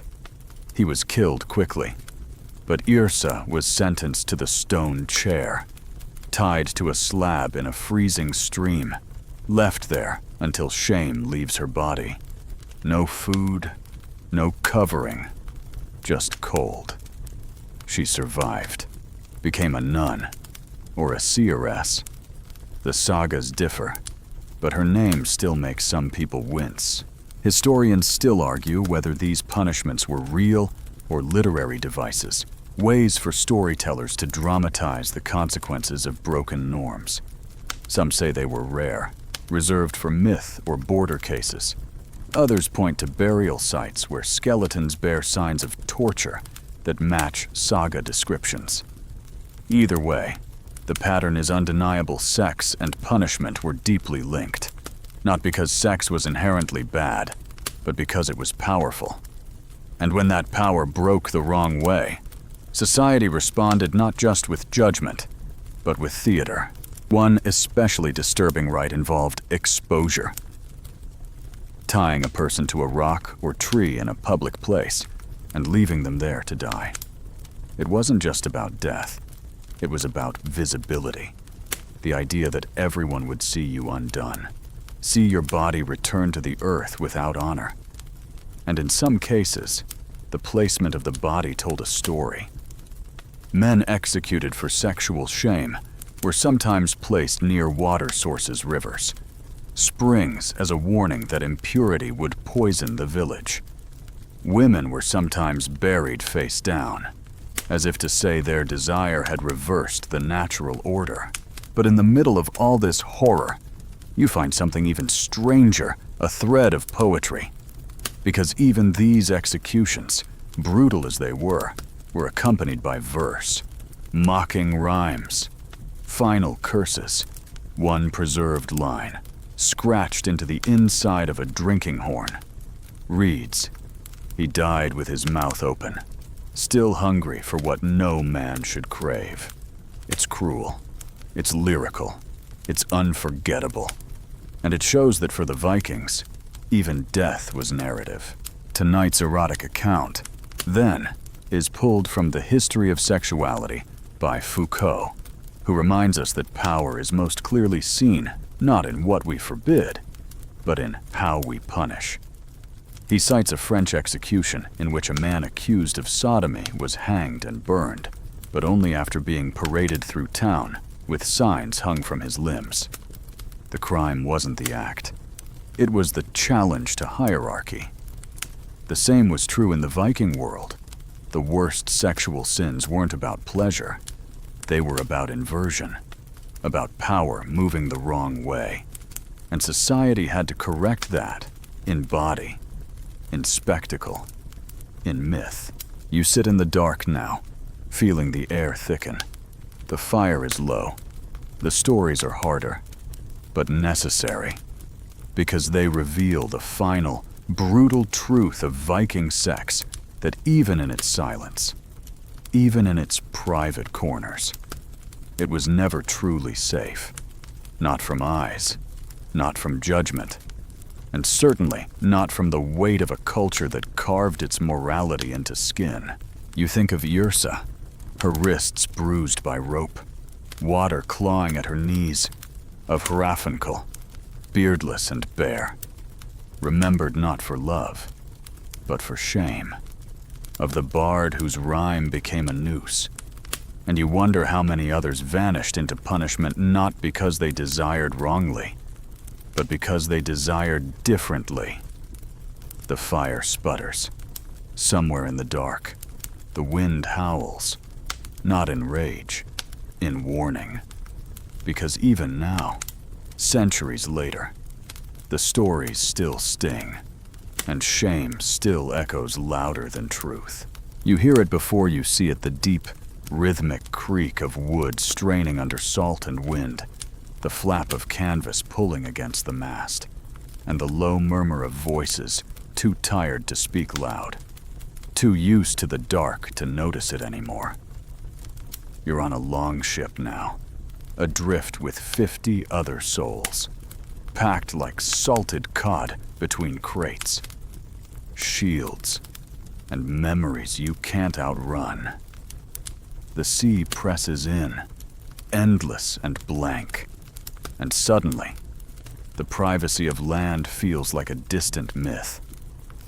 This is the Viking voyage, not the glorious kind where gold pours from monasteries, but the slow, smothering kind where weeks pass without landfall, where food rots faster than tempers, and where desire quiet, complicated, unspeakable, finds its own way to surface. Tonight, you drift through the cramped, creaking belly of the Norse masculine domain and ask the question nobody in the sagas quite dares to answer out loud. What happened between men at sea? Because here's the thing. Viking longships weren't built for comfort. You lived shoulder to shoulder, ate with your hands, pissed over the side, and slept pressed against another body whose warmth might be the only thing keeping you alive during the black wind hours. There were no private corners, no whispered trysts behind the barn, just space, sweat, and silence. And in that silence, bonds formed, some of them forged by war, others by shared hunger, some possibly by something closer. Historians still argue about this. Did Viking crews engage in sexual contact on voyages? Was it accepted, ignored, punished? The sagas don't say directly, but they leave clues. There's the story of Hrolf and Asgeir, two warriors who sailed together for 3 seasons. The saga calls them shield fellows, a term usually reserved for intense companionship, sometimes even romantic. They're described sleeping side by side, defending each other in battle, weeping when parted. When Asgeir dies, Hrolf refuses to remarry. Instead, he buries Asgeir with a gold armband engraved with a line that still turns heads. No woman held my heart as he held my hand. Poetic, yes, But is it romantic or just dramatic friendship? Scholars go in circles, but the ambiguity says a lot. In a culture obsessed with masculinity, the boundary between intimacy and shame was razor thin and sometimes deliberately blurred. There's another tale, passed down as a half-joke, in the saga of the Halfdan's Kin, where a captain scolds his crew for howling like brides under the firs. It's meant to be funny, but also, it's not. Because buried in the joke is the anxiety that always stalked male spaces. What happens when need crosses into pleasure, when comfort becomes something more? One fringe account, recorded by an Arabic diplomat named Ahmad ibn Fadlan, who met Norse traders along the Volga, describes Viking men as clean of face, fierce of eye, and fond of caress when the wine is deep. That phrase, fond of caress, has been debated for centuries. Was he implying homosexuality or simply closeness, the way soldiers bond? No answer. But the image lingers: two men wrapped in furs, heat rising in a frozen world, the sea groaning around them like an old god. And then there are the stories that never made it into official sagas, but live in the margins oral traditions. Poems scratched on ship planks, fragments found in graves. One such line, found on a broken oar handle. We crossed 9 seas and 3 vows. He kept the third, vague, haunting. Maybe nothing. Maybe everything. The practical side can't be ignored either. These voyages lasted months, sometimes years. And unlike monastic celibacy, Viking culture didn't demand sexual abstinence. In fact, it expected sexual appetite just in the right ways. So what happened when those right ways were impossible? When there were no women, no brothels, just the open sea and the unbearable closeness of other men? Did the rules bend? Did people pretend not to see? Or did they make new rules, silently, wordlessly, tucked under the sails? One thing we do know, longship crews had their own hierarchies, rituals, and secrets. Some ships had private partners, not romantic, not sexual, officially but bonded pairs who shared food, guarded each other in battle, and, sometimes, beds. The term felagi was used a companion, a partner. The same word appears in legal documents between business partners and between warriors. In at least one instance, it's found on a tombstone. He was my felagi, and I will wait for him on the waves. The tone isn't erotic, but it isn't not. Tonight's erotic footnote comes from Peter Webb's writings, where he explores a poem attributed to an exiled Norse warrior who fled to Byzantium and joined the Varangian Guard. In one verse, he writes, "I sleep beside him, as I once slept beside storms, half in fear, half in need." Whether it was metaphor or confession is unknown. But the poetry lingers, thick with implication, because when language fails, metaphor steps in. And in the Viking world, that space between what was said and what was meant, that's where the most dangerous truths lived. There's a fringe tale of 2 sailors, Bersi and Cole, who returned from a long voyage and never married. They shared a home, a farm, and were buried in the same grave. Locals joked they were married like the moon and tide. Some called it an insult. Others said it was the highest praise. The saga doesn't explain. It just records the phrase. And maybe that silence is louder than any explanation. Of course, not every sea bond was tender. Some were brutal. Power imbalances existed. Older men sometimes forced younger ones into submission. Not for love, but dominance. Those stories are darker, messier, and rarer in the surviving literature, probably because they didn't fit the narrative of strength and mutual loyalty. But they existed. One tale hints at a boy found weeping on the deck, whispering. He said it was for my survival. The saga cuts off there. You sit in your imagined space on that creaking deck, cold salt biting your lips, breath fogging around you. Men sleep, some alone, some not. And you realize, again, that Viking sex wasn't confined to firelight and marriage beds. It seeped into every corner, into wood smoke, into battlefields, into the long ache of ocean. It wasn't always love. It wasn't always fair. But it was always charged with meaning, with risk, with the heavy, silent pull of bodies forced into closeness. Historians still debate whether the sagas omit these stories out of shame, or whether they were simply never written down because everyone already knew. But the clues are there in the poetry, the tombs, the gossip that survived the centuries. And in that, there's a kind of truth, not loud, but enduring. You breathe slowly now, rocked by the rhythm of waves and memory. The sea doesn't judge, it only carries.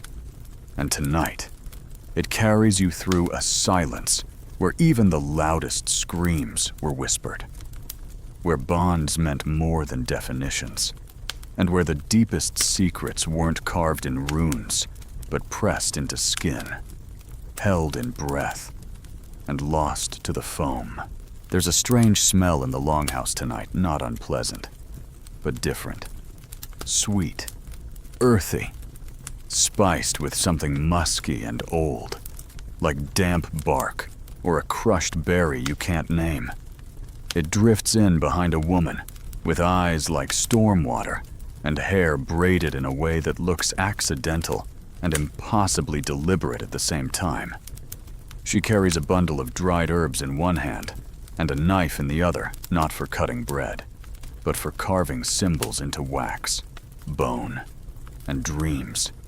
She is a vulva, a seeress, a woman both feared and invited into beds during harvest moons. And tonight, you're stepping into her world, a tangled thicket where sex, sorcery, and the cycle of the moon blur into something that smells like wild honey and burns like salt on a wound. This isn't romantic love. This is ritual. This is magic. This is the erotic at its most ancient and uncontainable. Vikings weren't just raiders and warriors. They were believers.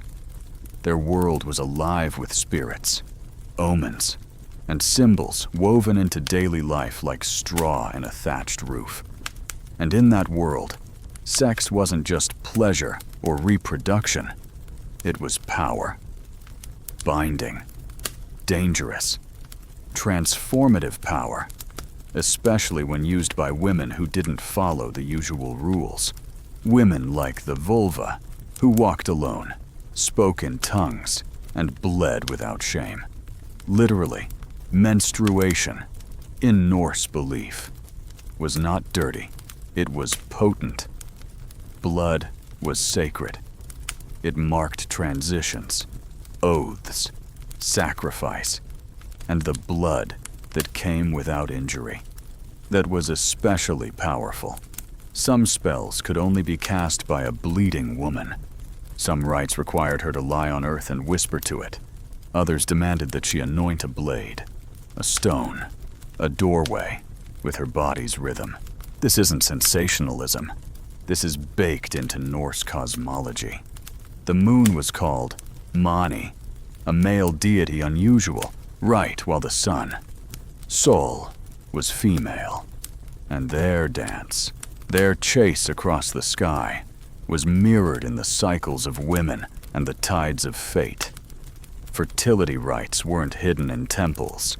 They happened in the fields, in forests, in the back corners of farms during midsummer or the first frost. Sex magic, fertility offerings, even symbolic coupling between a woman and the land. These were not fringe behaviors. They were community rituals. And the line between sacred and sensual razor thin. One well-known rite, blot, often involved animal sacrifice, but that's not the part that gets whispered about. The part you're not supposed to know is what came after. In some versions, the blood of the animal was smeared on participants. In rarer tales, couples would lay together near the altar, their union symbolizing the land's hunger and the god's satisfaction. Was it symbolic? Probably. Was it still intensely physical? Absolutely. Because in the Viking worldview, you didn't honor the gods with thoughts. You honored them with flesh, with body, with heat. A particularly strange and vivid saga tells of a woman named Katla, accused of sorcery after her rival miscarried 3 seasons in a row. Katla was known to speak to the moon and leave honey on her windowsill. The village confronted her. She didn't deny it. She simply said, "I ask the earth to take what it wants."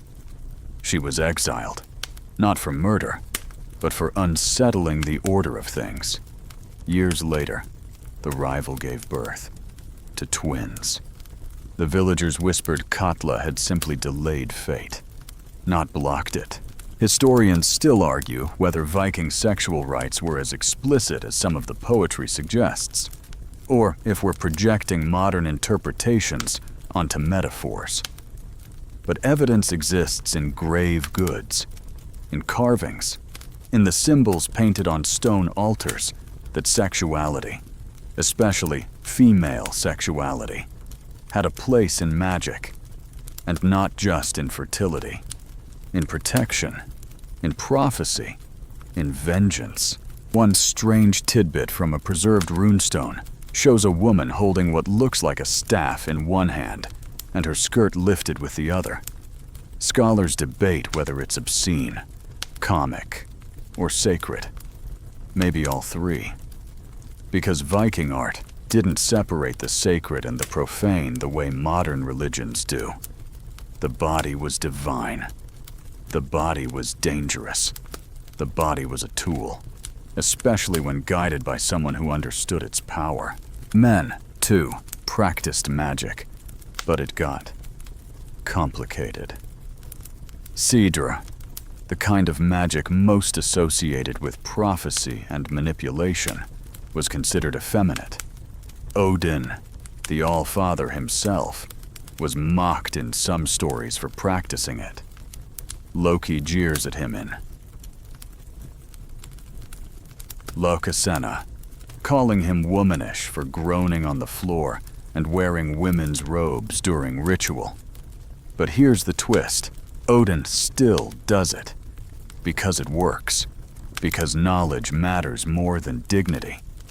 And in Viking logic, the shame he absorbs becomes another kind of power. Tonight's erotic story, drawn from Hiyava.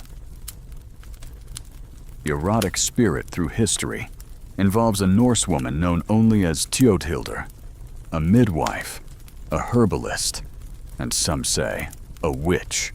She was summoned to aid a chieftain's wife during a difficult birth. Afterward, she was given silver and a cloak. She returned it.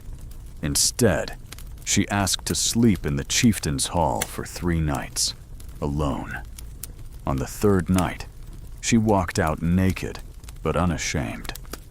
9 months later, the land saw its richest barley harvest in a decade.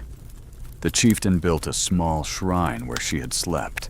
When asked what she had done, she simply said, "I gave the house what it asked for."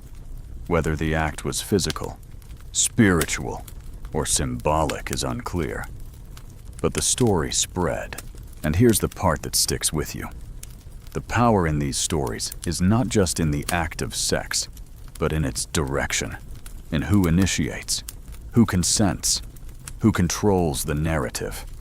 Magic and sex were linked because both could change the world, without anyone quite understanding how. Both were feared. Both were desired. And both, in the wrong hands, could undo a man, a marriage, or a harvest. You sit now in the shadow of the fire, watching the vulva burn herbs that smell like thyme and something darker. She says nothing, but you feel your skin prickle, because you realize, with a shiver, that in this world, the line between seduction and sorcery was not only thin, it was intentional. It was walked with purpose, with rhythm, with blood. The moon outside is high. The room holds its breath. And you understand something old and strange, that desire is not just a feeling. It's a force. One that doesn't ask permission. One that circles back, again and again. Like the tide. Like the moon. Like her. You smell the change before you see it burned incense. Wet wool. Candle wax where there should be tallow. The hall's fire is smaller now. Dimmed. The laughter thinner. There's a hush to the night. Like something ancient has gone to sleep and left its shoes behind. Someone clears their throat, and you recognize the tone instantly measured. Patient. Not Norse. The speaker wears robes, not fur, and carries a cross carved too clean for this weather. He isn't shouting.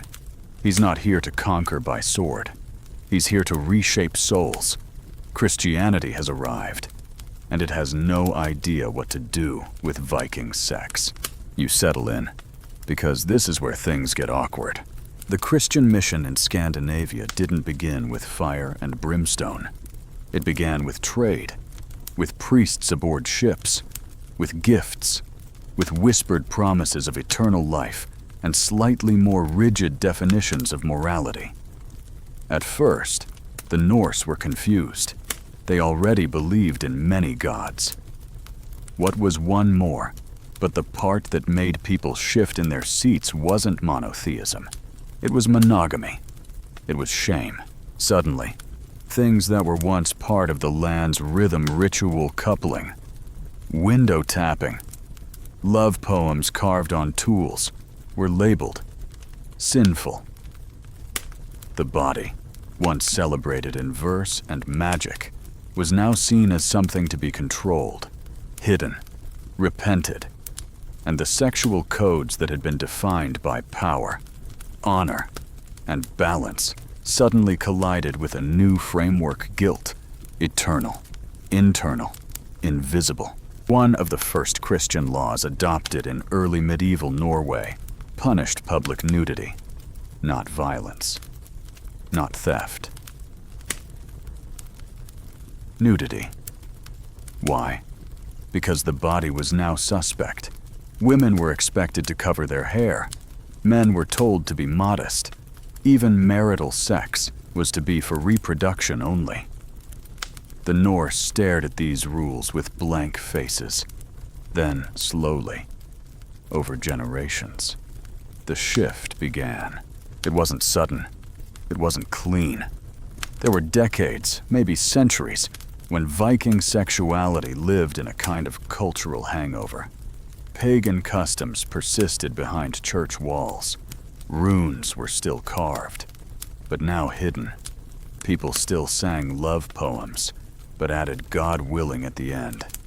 And sometimes, they lived double lives, pious in daylight, wild in the shadow of feasts. One old chronicle tells of a priest who confessed, in his own writings, that he married a woman who still whispered to the earth every full moon. Better her voice under the moon, he wrote, than her silence under the Lord. But the tension grew. Christian marriage demanded exclusivity, fidelity, a new concept of chastity that didn't just govern actions, but thoughts. To lust, even silently, became a sin. That's a seismic shift in a culture where desire was once sung over firelight and turned into public verse. The Vikings, who had long measured shame through community perception, now had to reckon with invisible guilt. And that guilt unlike public disgrace, didn't have an expiration date. You couldn't duel it away. You couldn't recite a clever verse and win back your name. It stayed, heavy, invisible, eternal. And yet, even as Christianity swept across the land like winter, it didn't erase the old ways. It absorbed them, twisted them, repainted the rune stones with crosses, but left the base intact. In one preserved homily, a priest warns women not to sing moon songs to increase fertility, calling it a devil's whisper. But the fact that he had to say it means they were still doing it. People adapted. A love rune became a prayer token. A fertility charm got a saint's name etched beside it. The rituals didn't die. They just changed costume. One fringe story from the late 11th century tells of a couple punished for having sex in the churchyard on Easter, not because it was public, but because it was on holy ground. Their defense: they thought the act would be blessed by proximity. The bishop was horrified. The villagers were amused. The story made it into several monastic records, always ending with a warning. Even the stone is not safe from their filth. But underneath the outrage is envy, confusion, the old fire of desire, refusing to be boxed. Tonight's sex story, lifted from Sex with Kings, offers a grim echo. A converted Viking nobleman in early Denmark married a Christian queen. She insisted on missionary position. Lights out. Prayer before and after. He, raised on feast hall chaos and carved flirtations, wrote in a letter to a priest, "I feel I have married winter." It's sad, but sharp. Because in that line is the ache of a culture being asked to unlearn the warmth of its own skin. Historians still argue how deeply Christianity transformed Viking sexuality. Some claim it brought moral structure, elevating love into sacrament. Others argue it merely replaced public shame with private guilt, trading community judgment for divine surveillance. But what's clear is that the transition was uneven, messy. For every bishop burning rune charms, there was a peasant carving secret prayers in old alphabets. For every sermon against lust, there was a lover still slipping under a fur blanket in the name of something older than any church. And the sagas, they remember, even the Christianized ones. They carry within them the ghosts of the older ways lines about hips like meadows, about men who sang to the sea and not to heaven. They never say what they're doing, but you can hear it in the pauses, in the metaphors, in the lines that feel too sensual for salvation. You look around now, and the longhouse is quieter than before. The priest has stopped speaking, but the smell of the incense still lingers sweet, unfamiliar, heavy. You think of the gods who once drank with humans, the goddesses who guided lovers through dreams, and the women who danced under the moon before guilt made them still. Because in this world, change didn't come with thunder. It came with silence, with secrets, with the slow crawl of shame into spaces where only desire had lived. And even now, centuries later, the old rhythms still echo beneath the sermons, softly, like breath against stone. You feel it building before you even understand what it is. Not thunder, not rage, something deeper. A silence that isn't empty, but full thick with all the things that haven't been said.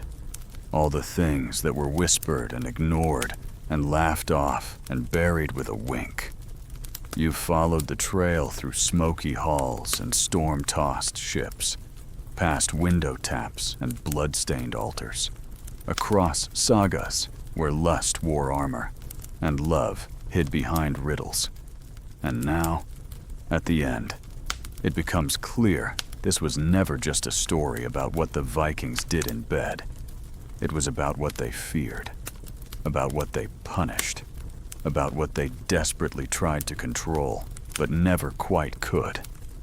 Because underneath all the muscle and mead, all the duels and poetry, the Vikings were terrified of one thing above all else: shame. Not the modern kind, sleek and internal, whispered into your ear by anxiety at 3 a.m. No, Viking shame was loud, physical. It had consequences you could touch, scars you could show. It was shouted across feast halls and sung in mockery. It could ruin your name, your land, your afterlife. And nowhere did shame swirl more violently than around sex. Sex was status. It was legacy. It was property, performance, punishment. So every rule they made, every story they told, every metaphor about furrows and swords and storms, it was all an attempt to keep chaos at bay. Take the concept of ergi, which we touched on earlier. The insult that couldn't be ignored. To be accused of ergi wasn't to be called weak. It was to be called un-Viking, unman. It didn't just mean you had failed. It meant you had crossed a sacred line, blurred the binary, disrupted the great, trembling balance between control and vulnerability. And in a culture obsessed with reputation, that was worse than death. You could be a thief, a killer, even a drunk. But if someone called you unmanly and made it stick, you might as well dig your grave, And yet, for all that fear, the sagas themselves contradict the rules, again and again. They show characters breaking codes and still being admired. Flawed lovers, bold women, men who weep, lovers who don't marry, people who desire what they shouldn't and are remembered not with scorn, but with song. Why? Because deep down, the Vikings understood something their laws tried to deny. Shame doesn't kill desire. Proves it. It makes it visible. And that's what makes it dangerous. That's what makes it powerful. One story tells of a man named Sturla who fell in love with a man he was sworn to kill. They never touched, but they rode together for months, hunted together, cooked side by side. Sturla's brother mocked him, called him soft. Sturla said nothing.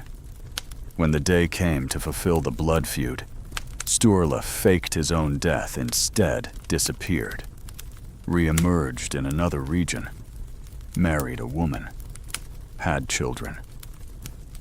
But his saga ends not with his legacy. It ends with this line. His first fire never left him, a simple image, a metaphor, but devastating. There's another saga about a woman named Freydis, who refused to marry. She claimed she was cursed, but she wasn't. She just didn't want to be owned. Her story is mostly lost, but one line survives, scratched into the edge of an old horn. She ran faster than shame. It doesn't say whether she was happy, but she was free. And then there's the story of Brynja, a farmer's wife who was caught reading love poetry to her friend's daughter. She claimed it was for practice. The friend didn't believe her. Neither did the village. But Brynja didn't recant. She said, "Better to love in poems than rot in silence." She was fined, shunned, but her verse survives. You see the pattern, don't you? Sex wasn't just about flesh. It was about voice. And shame was the price you paid for using it honestly.